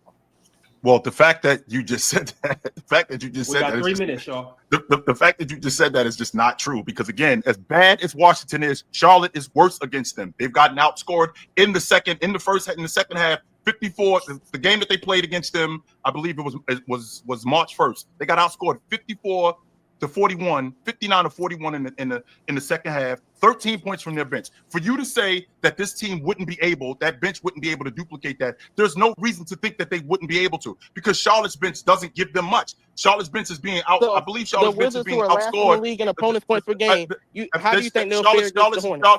Charlotte's bench, and I'm glad that, well, it's paired pretty good, because they're averaging 100. They're averaging 118 a game. That's almost 10 more points than you guys are averaging against them. So which goes back to my original point that you're making for me, Mike. Look at as bad as Washington is, you guys are worse against them. Almost everything. Everything, turning the basketball over, not just turning over the basketball, but also to not just turning over the basketball. Your rotation players, almost everything that you do is worse against them. So there's no reason to think that while this team, as bad as Washington is, they beat you guys, and that sounds like a you problem. That sounds like a you problem. That's not a me problem. We're talking about so why should I think? How would they be able to stop all of those players? So why should I think that LaMelo Ball is going to play if he didn't play in the regular season? Why am I supposed to think that? Because we're talking about in a series when healthy. We're not talking about if this guy and that guy is out. If all of those guys are healthy, the Washington Wizards won't be able to stop the Charlotte Hornets. And I could use the same logic for the Washington Wizards. When healthy, when they've had everybody, you guys haven't beaten them one time this season. 4-0. They mopped the floor. They with never you guys. had everybody. They scored 10 points more. They've had LaMelo Ball 3 of the 4 games. Who you just told They everybody. didn't have Brandon Miller. They didn't have Miles Bridges. You just told us that the best player in all the of those series guys is are in, LaMelo Ball. they won't be able to stop the Hornets. So 3 of the 4 games. So 3 of the 4 games, you've had the best player in the series, and you haven't won one of those games. Not only have you not, but their other main, you're leaving out context. The other main I'm not players leaving didn't out play. context because he's a Miles turnover Bridges missed machine multiple in 3 games. of those 4 games. Brandon Miller What missed difference does it multiple make? games. He's You're turning talking the about the Wizards. basketball We've over seen as Jordan much as Poole you turn say into a turnover machine and a defensive liability in series. Well, he wasn't a defensive seen that liability happen against before. Charlotte. I can tell you that right now. Alex Saul wasn't a We've defensive seen that liability before. against Charlotte. Not only was Alex Saul not a defense, Corey Trispett was not a defensive liability. Buck Carrington wasn't a defensive liability. Plus, when you None have of a these guy guys like are Mark defensive Williams who can liabilities rebound, against be you a big guys. paint They presence. have not been. A In guy fact, like Mark they've beaten Williams these who can guys be a paint presence. 4 times in a row. 4 times in a row Mark they Williams beat these averaging guys. double-digit With rebounds, all of that, creating extra opportunities, averaging 3 Rashad offensive Holmes, rebounds a game. Rashad Holmes coming off the bench, giving you How are they everything going to that he's deal with giving that? you. I'm good. The Wizards who don't there's no rebound reason going for up me to think. against a team who's top 5 in rebounding in the league. And they haven't. And the interesting thing is they have not done that against Washington. They didn't. They didn't do that. As bad as Washington is, Charlotte is worse against them. Period. Oh yeah, fellas. This is everything that Presentation was mean a lot too. I anticipated to just be. think that Chill, Ralph Mike the Champ. Chill Appreciate y'all was- for coming in and doing what y'all do. He was more. He had control of the whip. I'll say that he had more control of the whip this third round. But ultimately, did he win this thing? I'm not comfortable just saying yes, and I want to say yes, but just the integrity of being a recapper, I'm gonna say Mike one might have. He didn't beat him by a lot, bro, but he might have got him 2-1. Might have got him. I'll be honest with you, bro. Like, Might have got him. the real results are gonna come in, like, I think later on the week in PC. Right. I'll be honest with you, bro. Like, if Chilltown lost this, I think this is gonna be like one of the most humbling moments for him, because like this is what he does. Yeah. This is something that he does, bro. Like, and when you kind of fresh off the chat, and then you able to get the better of somebody that actually does this and actually build his platform from scratch in a debating type of format, in a debating type of form, because that's what he's been doing.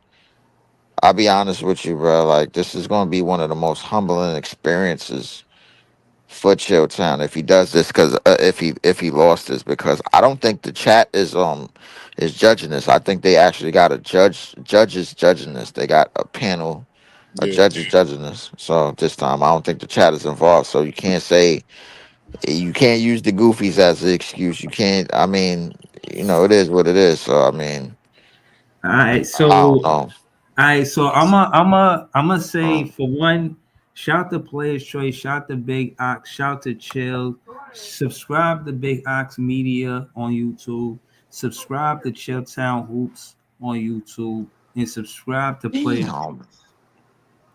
But in recapping this for right now, without a second watch, just giving my honest opinion, Big Ox swept Matty Ice, and it wasn't close. Chill was throwing a lot of haymakers, but I think he definitely underestimated this dude, Mike. You know what it was. You know what it is, Brees. You know what it is. It's Apollo Creed and Rocky 1. You're like, all right, man. I put my challenge out there. The nigga flop. All right, let me just go look for somebody. Oh, I look in the newspaper. Italian Stallion. Oh yeah, all right. Put the nigga up there. The name gonna look good. And I mean, this could possibly be Apollo Creed versus Rocky and Rocky 2. I'm gonna say it's a. Is it a gentleman sweep? Is it a 2-1? Are y'all giving the third round to Chill? I'll probably give that third round to Chill because of the bench. He had me on that. You know I'm big on saying the 10-man rotation and how important it is to winning, and me just knowing basketball, watching basketball, seeing how benches help you win in the playoffs. You know what I'm saying? So he kind of had me with that. So I'm gonna say 2-1 Mike. I'll say that 2-1 Mike. Maybe a I'll gentleman be sweep. honest with you, bro. 2-1 Mike for sure. I don't know, Maybe a bro. gentleman. Like I'm listen. All I'm gonna say is this: if Chilltown lost this battle, bro, like this is, yo, I I wouldn't don't be think he, surprised. I don't think he's gonna be able to live this down because Oh, he can live it down. no, the No, chat. he You gotta got a understand how lot of vicious. You gotta extras on understand how him. vicious the chat is, bro. Like They when it vicious, but comes he to can live him, it down. when it comes to him, I think that I don't think he's dealt with the chat on this scale. And if he loses this battle, I think the chat on a scale, they're gonna like this is damn near gonna be like when John Cena is getting booed, like and trying to be a hit and trying to be a baby face or something like that, and kissing babies, man, and everything, and John You Cena know, still getting booed by but the hardcore fans or something like that. I don't know, bro. Like listen, I'm staying away from this. I'm gonna close out. They give the results by judges on Friday. We'll revisit it then. If Easy got other debates that he said were good and he wants to get into that, we can do that. Y'all can let me know in the chat as well. Subscribe to Leaf 4788. Look for Easy Big you look for Easy on Twitter. His content is dope. And that being said, subscribe to the page. I see we at 858, so thanks for the new subscribers. Shout to Samba, Wally. Shout to Player One, maybe Wally. I don't know. It can't be Wally talking to herself. So one of them is Wally. I know that. Shout to they had the chat lit. God, grief. Shout out to Thanks. everybody that was in the chat. I'm gonna call it a night, man. We 3 hours in. This is a great stream. I appreciate y'all. We be back with more content tonight because the Nets play. I see y'all soon, y'all. Peace. Oh, yeah.